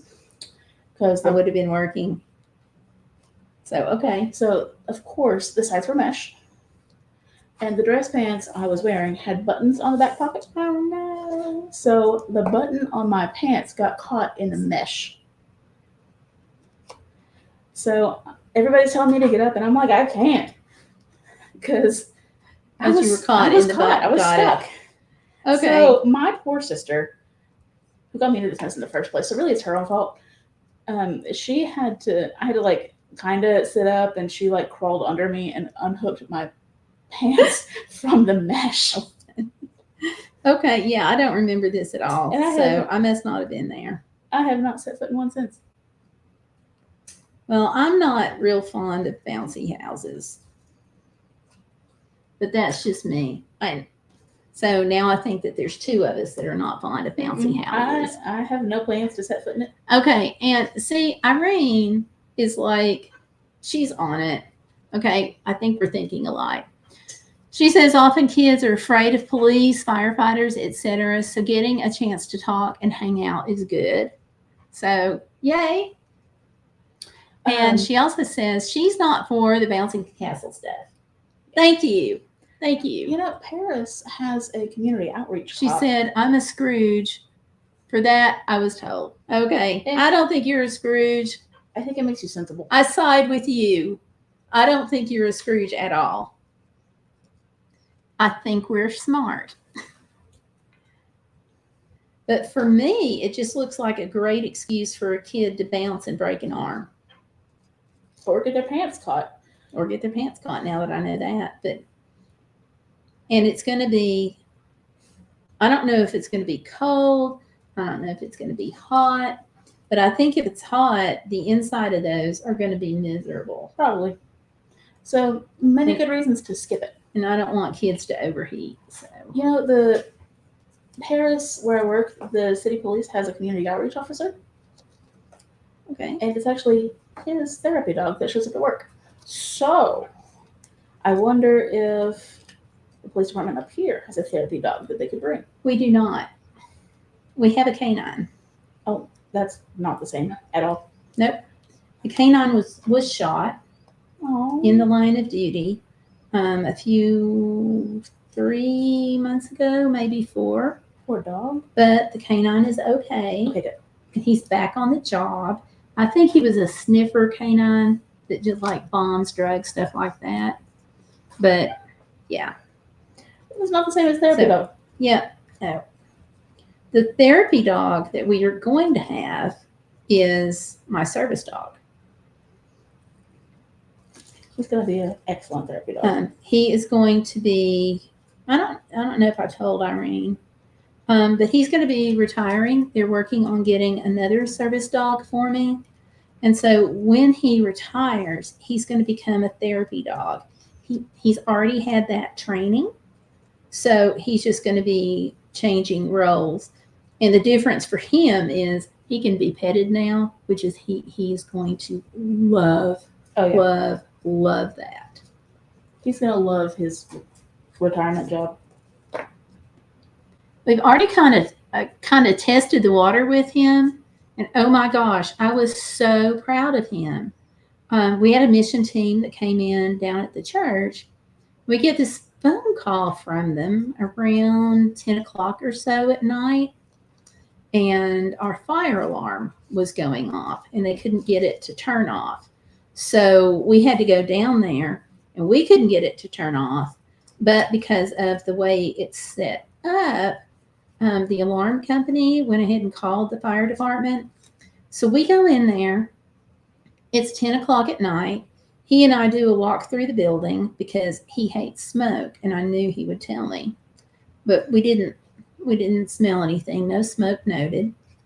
But we had some veterans that were in part of this group for the mission team. So we go in, the fire alarm's going off. We walk through it. So we've got flashing lights, the alarm, the fire department comes. So we had that and the flashing red lights and they're coming in, with all of their gear and stuff. He is as cool as a cucumber. I was so proud of him. So after we've been through the building trying to detect smoke, he comes in to where everybody is gathered. And he kind of stops and pauses, and he kind of does this little thing in the air where he's kind of moving his nose around. And then he stops and he looks at me. I don't know what he's fixing to do, but I know he's not aggressive or anything like that, but he looks at me and I'm like, okay. And he went over to this lady and pawed at her, and it was a good moment. When he started, she bent down to pet him, and he immediately flopped over on his back in the total pet me mode. But she was a veteran that had PTSD. So she was one that really benefited from him. And we actually had 2 veterans who both benefited from him. But I was really impressed. Now, I stay impressed with him like most of the time, but I was really impressed that he could be rock solid and steady in probably the worst environment you could put a dog in. And he did great. He's a good boy. Absolutely great. And then in the middle of all of that, I dropped my car keys. And I'm like, obviously, I can't leave without them. So I told him to go find them. And then, like, a minute later, he's bringing my keys. So he was a really good boy that night. Okay, let's shameless see. plug. If anybody is interested in learning more about service dogs and service dog school, there is a book on Amazon. That is true. And there's about to be another book on Amazon. The book is titled Pipsy Goes to Service Dog School. It's really cute. And it's kind of based on a true story. Kind of based on a true story. And then the other book that I hope to have out soon, very soon, is Service Dog Pipsy Helps After a Hurricane. So we went, as you all know, anybody who's seen my channel from like a year ago, you all know that we went looking for supplies. We went to Kentucky. We went to Eastern Virginia because Valerie helped. She helped. People in Memphis helped. And so I was on the road. And in that 30-day period, I put 3,500 miles on my van. So the book that's coming out, it's written for children. And it's about our story of helping get hurricane supplies. I think it's really cute, just saying. I haven't seen the second one yet, but the first one's really cute. So thank you for that shameless plug too, by the way. Yeah, no problem. Yay. I didn't think about that. So let me see here. If you're Irene is saying, oh no, Irene is saying that she got thrown around and trampled by her sister in one house when she was little. Whoops. Yeah, that's going on the list of reasons to not have a bouncy house. And then she said there's a bad accident with one in the news. Not sure if it was in Canada or the U.S. Wind blew it high into the air. Kids died. Oh. Parents tried to sue but lost. It was just a freak accident. And Irene Firehorse said, I didn't know that, Gail, but sounds awesome. Being retired and getting pets, he still gets to work. Yeah, he does. And he is always, because one of the things that he does is he alerts to blood sugar. So he is always going to be a service dog because once they develop that skill, they don't lose it. Like they teach it in class. They teach them to work with scent samples. But not every dog can apply that learning to their human that they get, that they're assigned to, because so much of that comes out of the bonding. But so once they put that together, they're always going to be a service dog because they're always going to have that skill. My husband is going to wind up being his handler, and he alerts my husband to blood sugar. But he is also alerted to people at meetings. I was in one and we were sitting at those, those great big white tables. And so my service dog and I are sitting at one of the tables and he is whining to beat the band. And as he is whining, he is pulling over to the next table. And I'm like, no, stop, quiet, down, all of that. And hush, some more of these, trying to get him to be quiet because he's disruptive. So finally, he gets my attention enough that I look over at the other table. And directly across from me at the other table, we're eye to eye, but she's not at my table. She's at the next one. And this woman she doesn't look like she feels well at all. So it was just before break. And I went over to her and I said, I hate to bother you. Are you by chance a diabetic? And I have this dog, and she snapped my head off.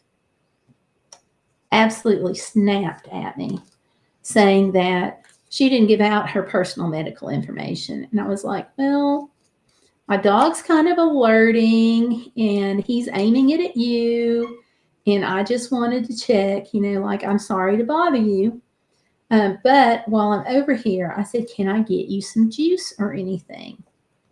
And she says, at that point, she says, that would be lovely. So I stepped over to the snack table and got one of the boxes of juice and handed it to her.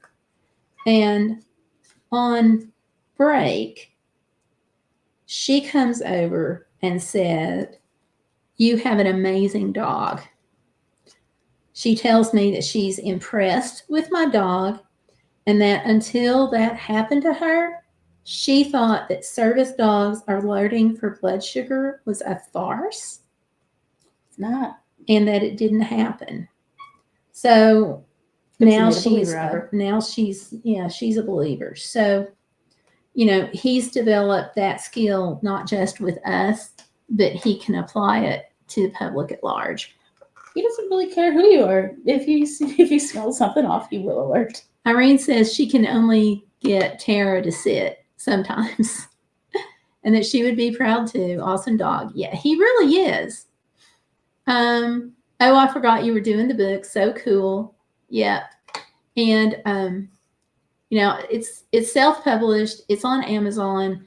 I had other people look at it, educators and stuff, look at the book about the service dogs, and they all liked it. So since it's been out there and since it's been published, I've gotten some really great feedback on it, and all of it's been positive. So I am hoping that if all goes well, I'm hoping that Service Dog Pipsy Helps After a Hurricane will also be well received. Preliminary, the people have seen it. It all looks good. So I'm like, yay. And there is one portion of the book where we're handling flood buckets, and the person takes the flood bucket from Pipsy and says, gee, isn't that your friend Daisy? And in this part of the book, Pipsy goes over and talks to his friend, and his friend is very, very sad. All of her pretty flowers washed away. And she's also, it's Daisy, and she's also in the first book.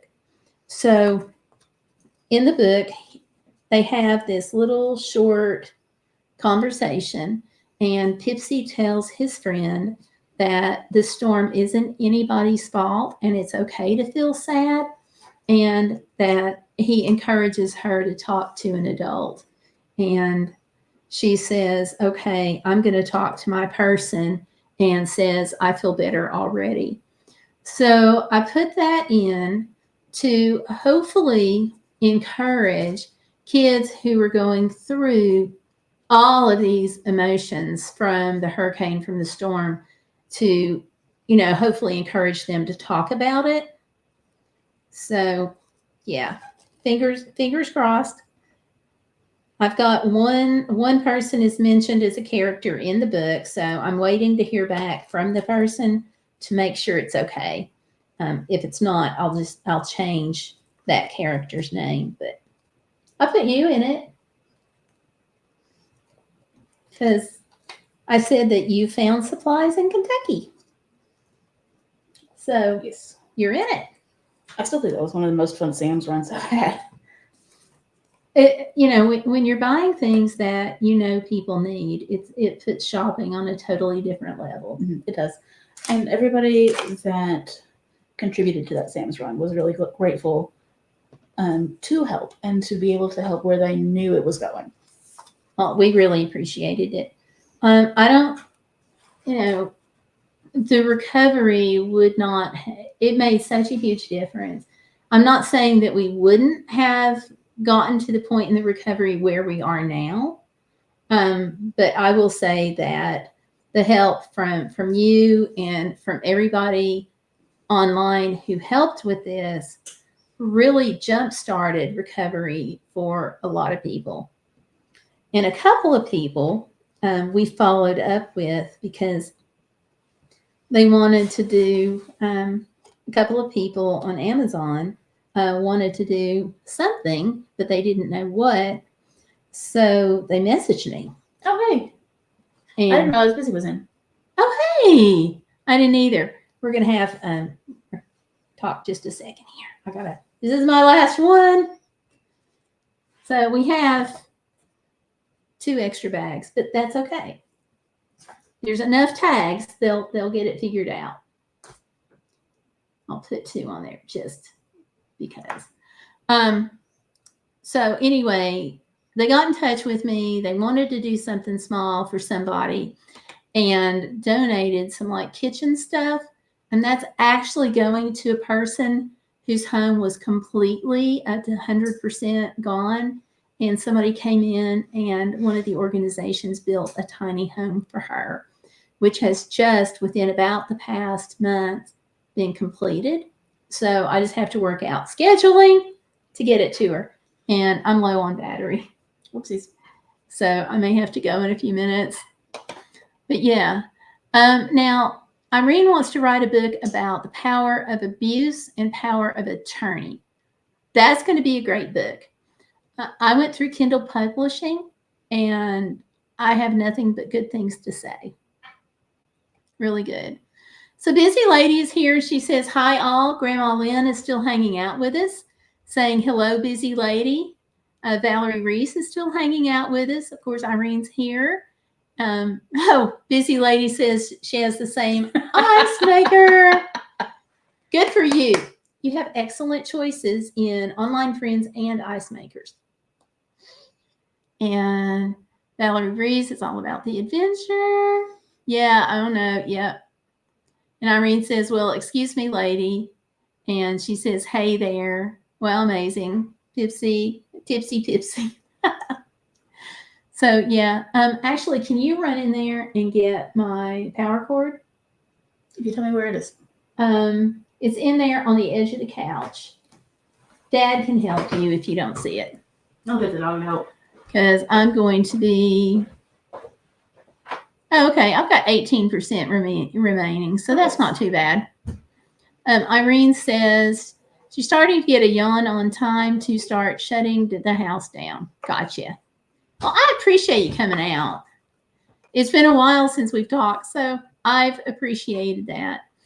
And I really appreciate all your great ideas. I'm trying to remember them all, and I'm glad they're live on the live stream so I can come back and refer to them later. Because neat stuff. Good to know, Gail. I haven't gotten that far yet. Yeah, I like it. And of course, one of the things that I liked about it is there's nothing out of your pocket. It just comes out when you sell the book. So they handle the production, the binding, the shipping, and all of that. So yeah, it makes life a lot easier. I published a book several years ago with a publishing company.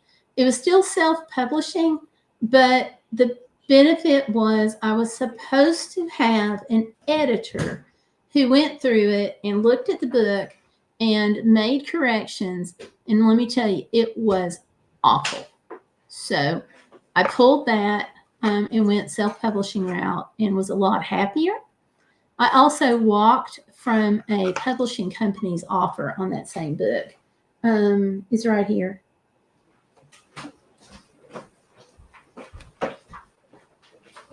So there you go. Because the publishing company, they were going to help market it some.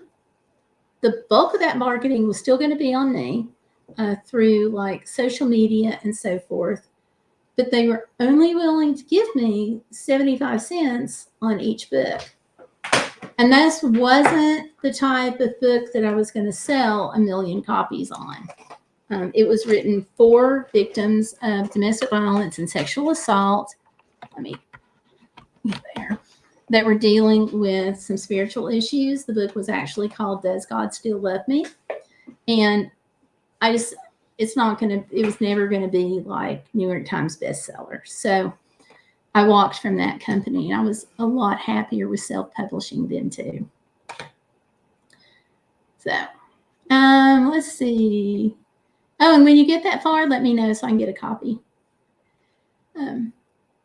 Yay! Makeup Mama's son is in the house. Been a while. It's good to see you. And Busy says that her ice machine stopped working. LOL. I think it worked for around 2 years. Yeah, this one. Yeah. I had to get this one after getting back from Alaska this last trip because the roads were so bad in Alaska that it shook my ice machine that I had enough that the insides just fell apart. So yeah, so this one's been, let's see, that was 23. So 24, 25. Yeah, we're at the 2-year part. And Irene says it was great hanging out. Take care of everybody. Thank you for coming out. Thank you. Hey, don't forget to hit like before you go. I would appreciate that. Like, subscribe, share, click the bell, all the things. All the things. All the things. So, yeah. So we have been sitting here making little candle bags that we're going to be giving out at a prayer breakfast for Hurricane Helene in honor of its 1-year anniversary. And we're going to do that, and they get a pin. So I think that's going to be enough. Several people who are coming are elected officials, so I don't think they need anything really big. Because, like, what are they going to do with it? You know, if we give them something big. So, yeah. No, we could have had the pen to the thing with the candle in it. No, I thought that would be awkward. I'm just going to put them down on their plate, on their place where they're going to be sitting. I'm just going to put one at each place. So I think Busy Lady approves. She says cute, so she approves. So yay. We have the seal of approval. We do. We do. Oh, we're shaking the table. Actually, Sorry, you are. That's my fault. Yeah, it is. It's her fault. So y'all can fuss at her for that. Sorry. Thank you again, Irene. And she said, I did on the YN, LOL. Thank you. Thank you. I appreciate that. Those likes really do help. So you hear YouTubers say that all the time.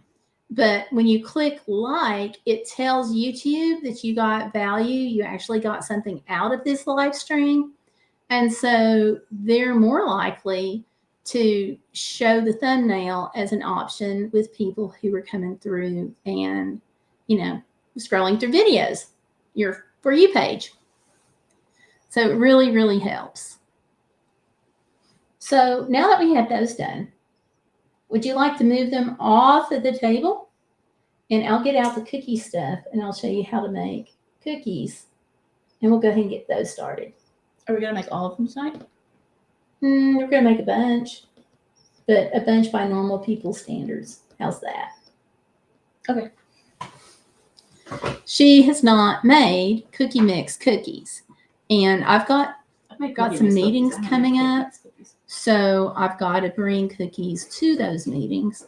So what I thought I would do is make up a bunch, and we're not going to be here all night making them.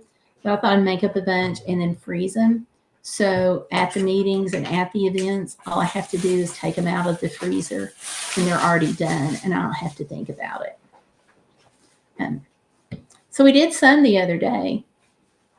See, you should have seen that live stream. Sorry. You were kind of busy, I'm sure.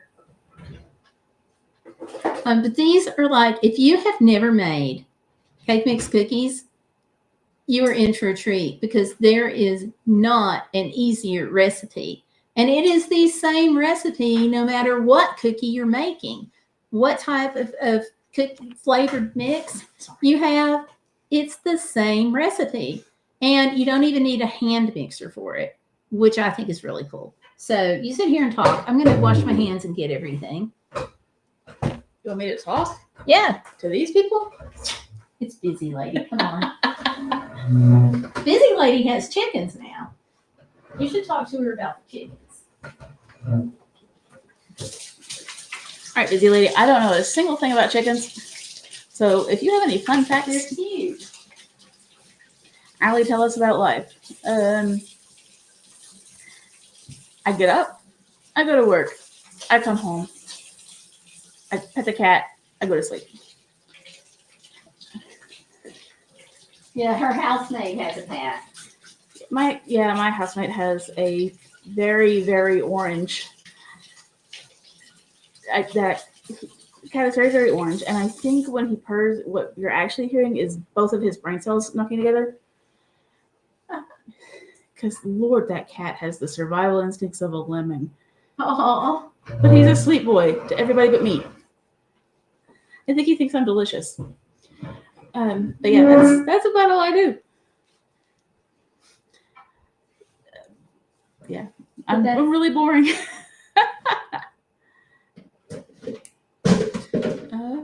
Yeah, that's all I got. Okay. Oh, don't worry. You're not having to do it yet. I have nothing to put in the bowl, but I have a very pretty bowl. Pampered Chef. Yeah. Of course. So all right. No, I'm not boring. Oh, busy. You're so kind. Thank you. We're just going to make this one as it is. I'm not going to doctor it up. It's confetti cookies. So, I tell you what. I'll go take scissors out. Well, I'll grab those. That's all right. Okay. It's all right. All right, we got a deluxe moist confetti white cake mix. Here, you wash your hands. I'll dump the mix in. Okay, sounds good. No, I'm not boring. See, I'll tell her that too. Maybe she'll listen to you because she's not listening to me on that.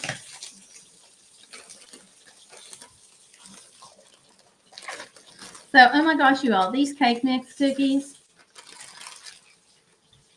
you have the same recipe no matter what cookie you're making. It is 1/2 cup oil and 2 eggs. Doesn't get much more doesn't get much more simpler than that. Grandma Lynn says, did someone say dessert? Let's go. Yay. Oh, and Busy Lady says she's got 2 roosters actually. Cool. Which is cool. And she loves kitties. Valerie Reese is still here. She's knitting. Chef Gail and Chef Allie. Not quite. You got 2 eggs. I got a measuring cup over there. There we go. And let me grab a spoon. All right, 2 eggs. Yeah. 2 eggs is right. Eggs. So there you go. Egg spoon. Spoon. Oh, okay.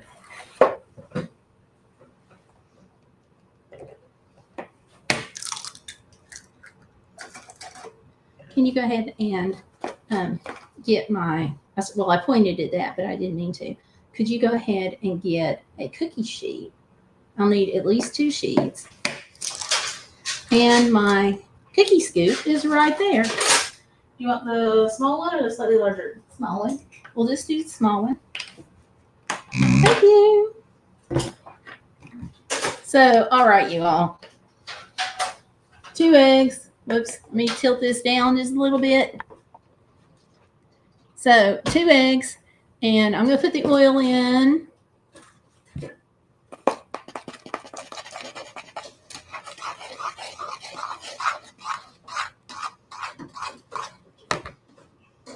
So I thought this would be just a fun one to do. Allie, definitely not boring. She has a fun energy like her mama. Aw, that's so sweet. Thank you. So 1/2 cup of oil.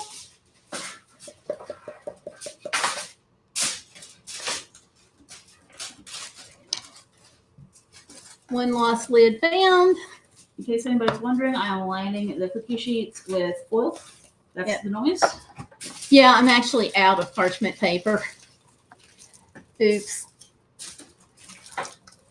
So, yeah, just dump it all in and mix. But if you want, you can consult with your local Pampered Chef consultant about reusable silicone baking mats. That is true. And you know, I should have some, but I don't. But that's on the list. This is actually the last day to order for the fundraiser. So I'm really thinking hard about ordering some. I have another about an hour.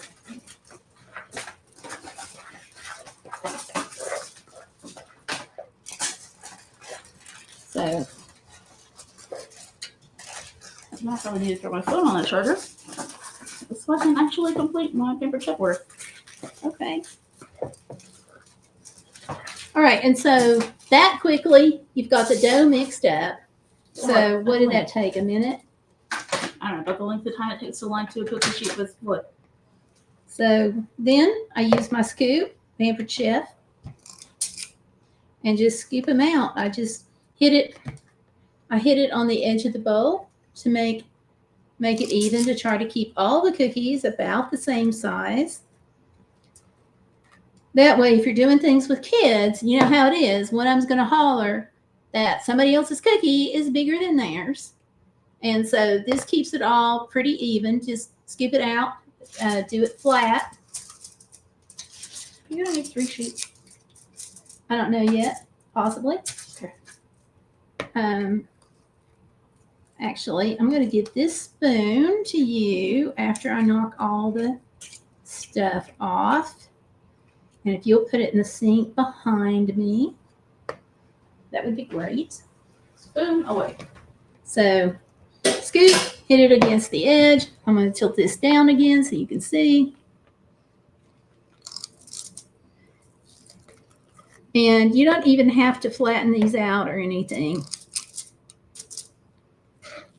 What you want to do is you do want to make sure that you get one of the bigger cookie mixes. This one is 15.25 ounces. Some of the other ones have less cookie mix in them, but you pay the same price. So you want to watch that. Cake mix. I'm sorry, cake mix. Thank you for catching whatever I said wrong.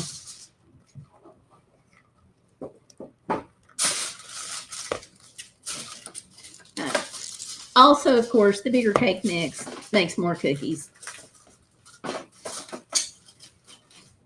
But I saw some that are going down to like 12 ounces. And I'm like, no. Pre-COVID, you could get an 18-ounce cake mix. But that kind of, COVID just messed up a lot of things.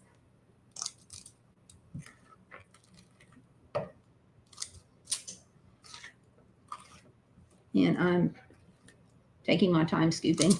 You know what? Okay, next tray. So that's 12.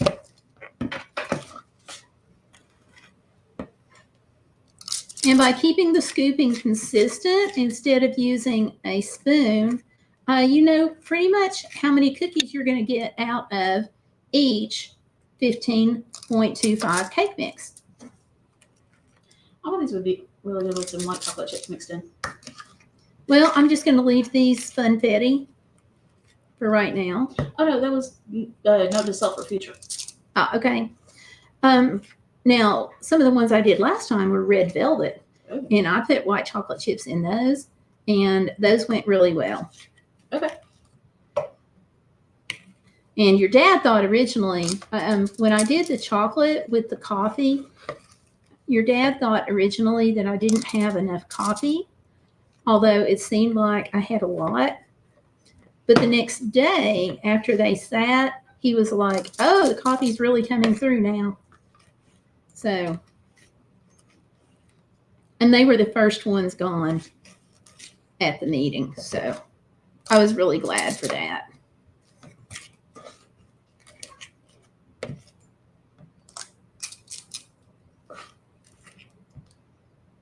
Let's get over here. You want to leave at least 2 inches in between the cookies. That's just standard with any kind of cookie you make, from homemade mix to store-bought mix. So that's 24. Third pan was a good idea. You're right, it was. You want to get those 2 pans in the oven?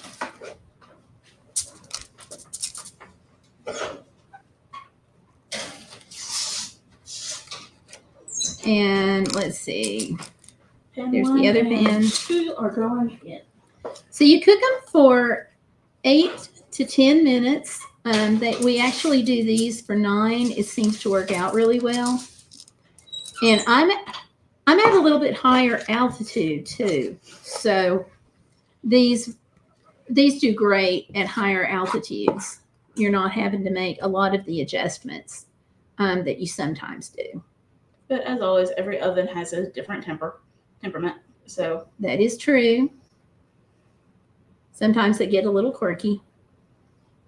Whoops, here we go. So this one has made about 30 cookies. We'll see how many of them make it. Okay, you want to set that over there, not on the oven, but just out of the way. Just make it go away. okay. And so in this length of time, I've got 30 cookies, and it only took me a few minutes to get them done. I did not set a timer. I'm fixing to. Okay, cool. Okay, Google, set a timer for 9 minutes. Sure, 9 minutes. And we're starting now. Voila. Cool. Now, if you'll get the white cake mix, I've got an orange. I don't know, but I found these I'm results gonna- on search. So I've got an orange. She's getting a white cake mix. This is a really super easy way to change the flavor of your cake. Super, super easy. Let me tilt this back this way a little bit. Actually, no, let me get back over here where I was.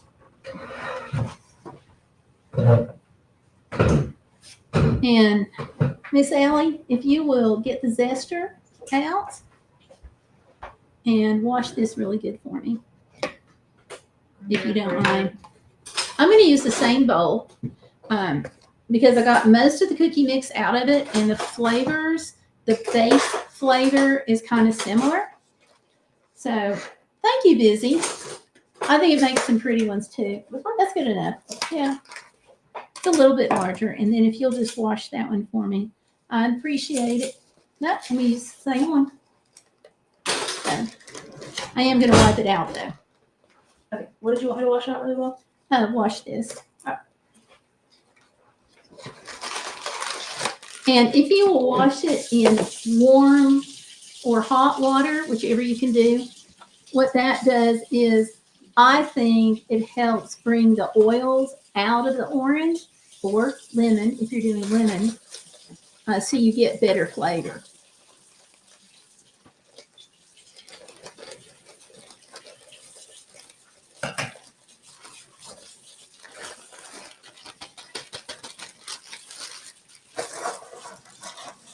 And I'm going to hold off on the liquid stuff until she gets the orange done, because I'm going to grate it, and I'm going to grate it directly into this half cup of the oil half cup.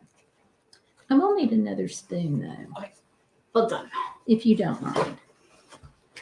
Okay. And Thank you. Grazie.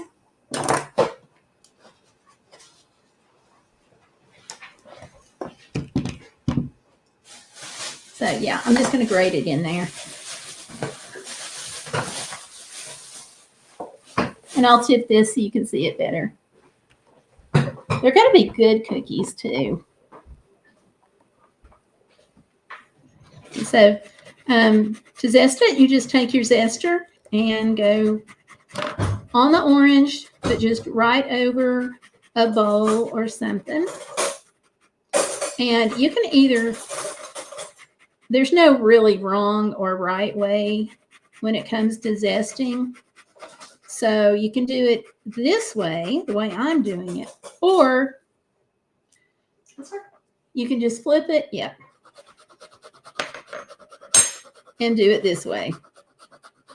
As long as you get the zest, nobody's going to care. but don't get the white part. No, don't get the pith, the white part, because that tastes awful.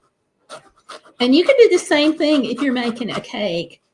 And what you may want to do if you're making a cake is take the orange juice and use that as part of your liquid. And for some reason, it's taking me forever to get this zested. I don't know why. So I'm going to flip.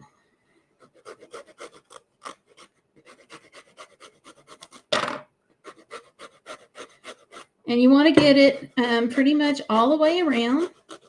You want to use the zest of one orange.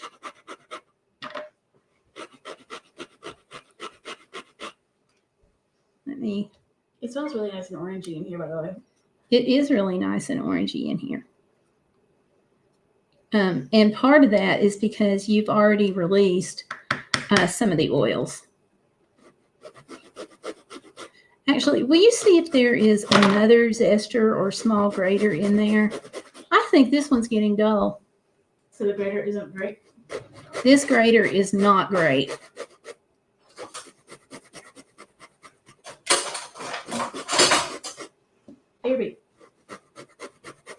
Let's try that one, which I don't know if that was A or B. Oh, okay. You pointed, that's good enough.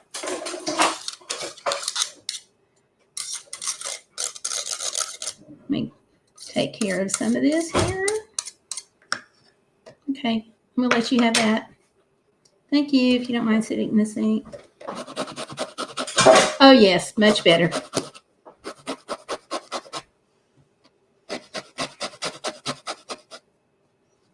Much better, much faster. So yeah, y'all be jealous. The kitchen smells really great right now. It does. She is not kidding.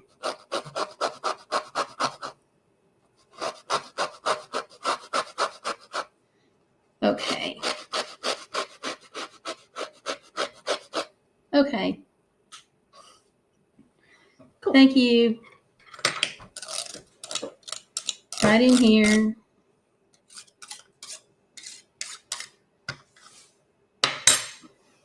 So, okay, let me just wipe this off. My fingers are orange. If you'll take this too.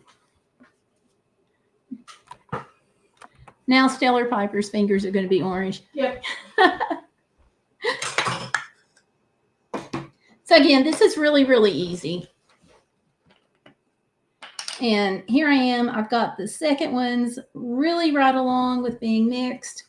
And we are just a little over 2 minutes still to go on pulling the first ones out of the oven. So this is pretty quick. Price-wise, honestly, I think given the prices of everything these days, it is probably less expensive to go ahead and get the cake mixes than it is to buy the flour and the oil and everything, and the eggs and the flavoring and all of that. And if you want to change up the flavoring on a white cake mix, as I'm showing you, it's just really, really easy to do and not that expensive. Some other ways you can change it are obviously using a lemon instead of an orange. You can leave it how it is. If you have anise or anise, however you want to pronounce that, A-N-I-S-E, I've heard it several different ways. Then you could add a teaspoon of that in here. If you like spice or cinnamon, pumpkin spice, any of those, then there you go. Just add it. If you want to do lemon and rosemary cookies, then toss in your lemon, grate that, and then put in about a tablespoon of the rosemary. And there you go. So many different ways that you can change these things up, and they are quick to do. And I like quick, personally. So not that we've ever done this, but if you ever have an oh crap, I need to make a covered dish moment. These would be great for that. Another recipe, if you like peanut butter cookies, another recipe that's really, really easy is the 3-ingredient peanut butter cookie recipe. And that literally, you hear 2-ingredient or 3-ingredient, and then you go to the recipe and it's really like 10 ingredients. Oh, this one really has 3 ingredients. Yeah, peanut butter cookie, 3-ingredient is peanut butter, sugar, and an egg. It's 4 ingredients if you want to get fancy and add some vanilla. I've never added vanilla. Okay, you want to hop on that? You can temp check them if you're not sure if they're done or not. Okay, Google, stop.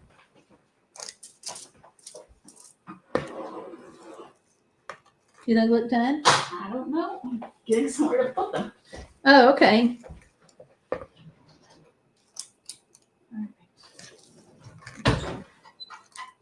Oh yeah, they're getting really brown one. Okay, we'll pull. Hold on. I don't want them brown on the bottom. No. Okay, we'll cook the others for 8 minutes then and see what happens. I think they were already in for like a minute. Don't leave the oven door open. You're letting the air out. No. Thank you. Can you believe she's letting the heat out? That she would do this to me? Anyway, I think what had happened was they were already in the oven for a minute before we started the timer. Could be. How bad are they? You've got to show them. Hold on. She is going to show these cookies in just a second. Or a minute. Here. Sorry, I keep forgetting which side I need to be on. Cookies. There we go. Oh, they smell really good. They just really Even good. if they are about to hit me in the face. I'm sorry. Can you put these others in the oven? Yes, I can. So we're going to let those cool for just a minute on the cookie sheet while she puts the others in the oven. Okay, last round of confetti in. Thank you. You want to put a tray of the orange in as well while I got the oven? Yes, please. Okay, first tray of orange going in.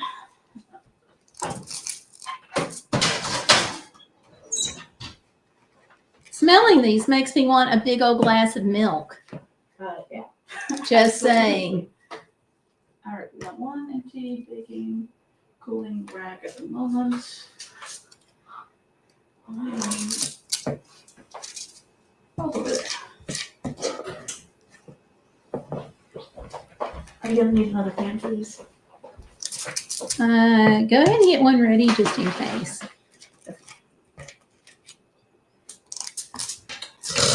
Hey Google, set timer for 9 minutes, please.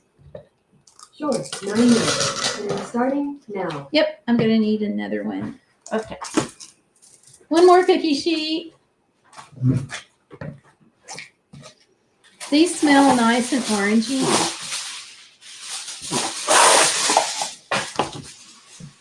And the other thing you can do, if you don't have something else lined up for the orange, you can take that orange, and if you've got powdered sugar, you can make a little powdered sugar glaze on it. Unless your assistant wasn't paying attention and put it in the trash. Yeah, I'm going to fire my assistant. It's hard to fire somebody that works for free, though. So anyway, thank you all for coming in. I appreciate it. I appreciate my assistant. No problem. My surprise guest over here. Sorry. Thank you. And okay. And so as soon as these cook, boom, I've already got 60 cookies. So I am well on my way. Because this is going to make 30 also. So there you go. Thank you all so much for watching. Don't forget to give me a like on the live stream. Yep, don't forget to give me a like on the live stream. Oh, and we've already been joined by somebody else, even as I say that. Sorry. So, hi, we can hang on for just a minute. What we're doing right now is we're just making cookies using cake mixes because it's really, really easy. And the recipe, no matter what flavor cookie that you are making, the recipe is 1/2 cup oil and 2 eggs. It's all you do to whatever flavor that you want. I use the larger cookie mix, and it just works great. There we go. I'm going to hand it to her. And let me see. Let me get a paper towel.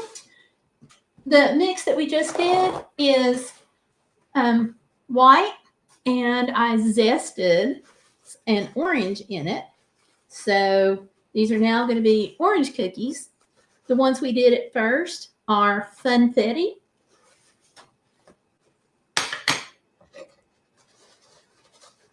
So yeah. So these are like super fast. I almost feel like I'm cheating by using the cake mix cookies. Okay, Valerie's saying good night, Gail and Allie. Good night, Valerie. Thank you so much for coming in. Good night, Valerie. Good to see you. Sorry for shaking the table again. And Zoil is here. Hi, Zoil, and welcome.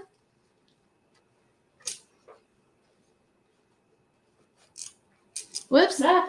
Put something in the floor. We'll get that in a minute. So I'm just wiping this out, and we are going to go ahead and do another cookie. Which one should we do? I'm going to let Stellar Piper over here pick out this next one. They're right over there. And then you can get the cookie sheets ready after that. Let me kind of wash my hands a little bit. Yellow? Okay. Yellow it will be. And while she's doing that, I'm going to take advantage of this minute and a half to prepare some cookie sheets. There we go. I just want to get the orange off my hands.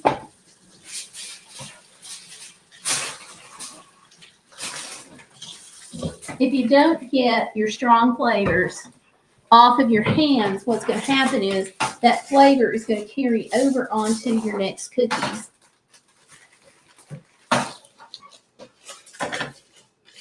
So, yeah. All right. So here we go. You do not need a mixer for these cookies, which is really great. And Valerie, I hope you have a great Labor Day weekend too.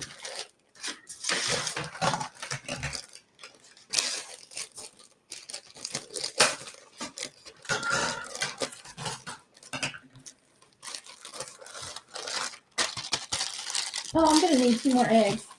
They're in the fridge. Thank you.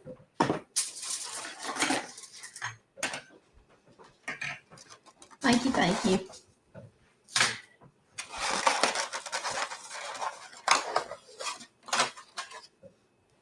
Oops.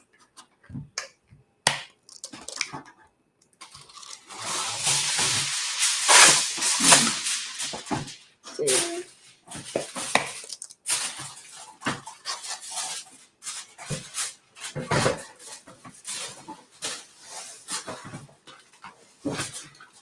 And could you pass another paper towel, please? If you don't mind. 1 second. Okay. Aha. So if I wanted to make like a cinnamon sugar cookie, what cake mix would you recommend that I start with? You're going to go cinnamon sugar cookie? Yeah. Like a easier snickerdoodle.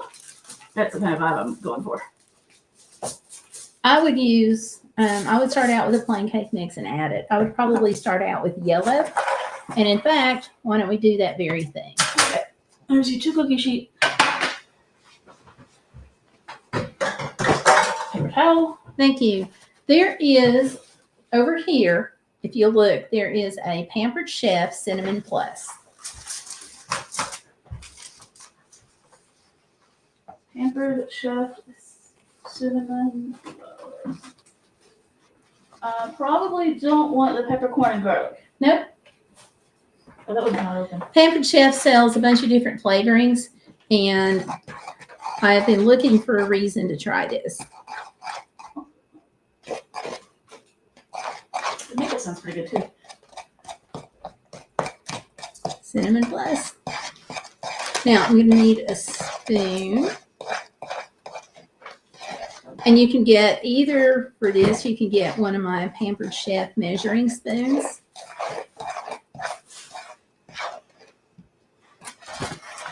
Or just a regular spoon. I'm going to get in here.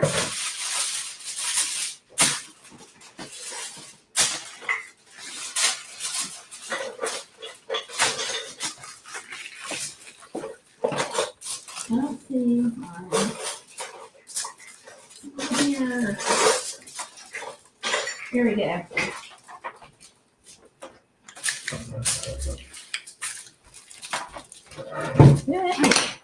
And on this, I am going to add about a tablespoon.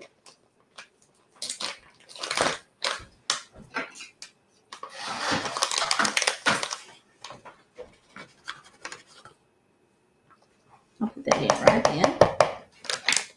And with this one, it's Cinnamon Plus. So it's got cinnamon, nutmeg, allspice, orange peel, cloves, and ginger. Ooh, that sounds So it's going to be more of a spice cookie than what you were talking about with Snickerdoodle. Still sounds delicious. But I think it's going to be still really good.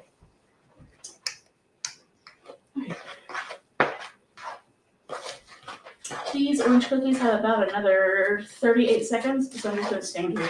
Okay. You just stand there.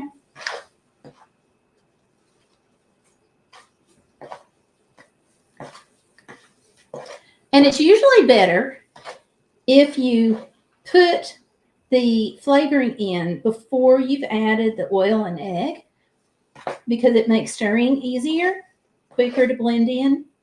But we didn't get the bright idea until after I'd already done it. So Whoops. that's okay.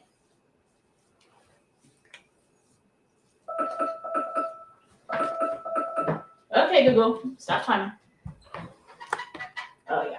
And this smells really good too. I'm going to be so glad I did this one. I can already tell.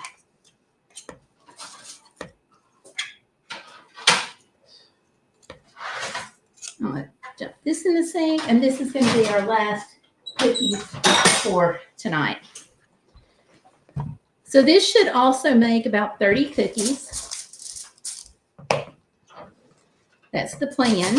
All right, orange 2 and 3 are in. Okay. Hey, Google.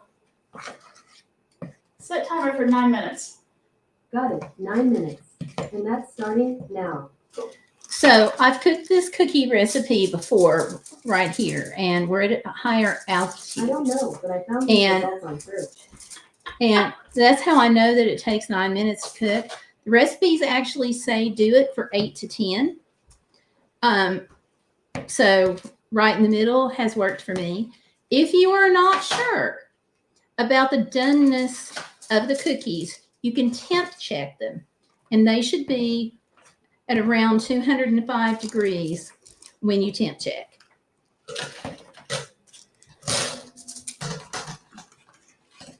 If you do not own a thermometer, please consult your neighborhood Pampered Chef consultant.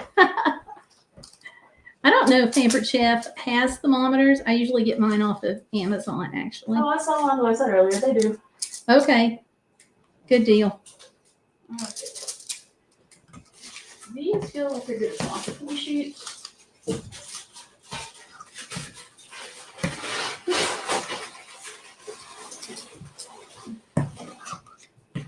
All right. So I'll post some photos later about how delicious these cookies are. Thank you all so much for watching. I appreciate you coming in. Don't forget to like this, share it, and subscribe if you have not already done so, because we welcome you. And most of all, I want you to be bodacious, which means you're not going to let life get in the way of living. That is our tagline, our motto on this channel. I live by it, and I hope you will too. Have a good night. Have a great Labor Day weekend. And I will see you Sunday right here on this channel at 7:30. So Eastern time. So good night, everyone. Surprise guest, you want to say good night? Good night. Good night.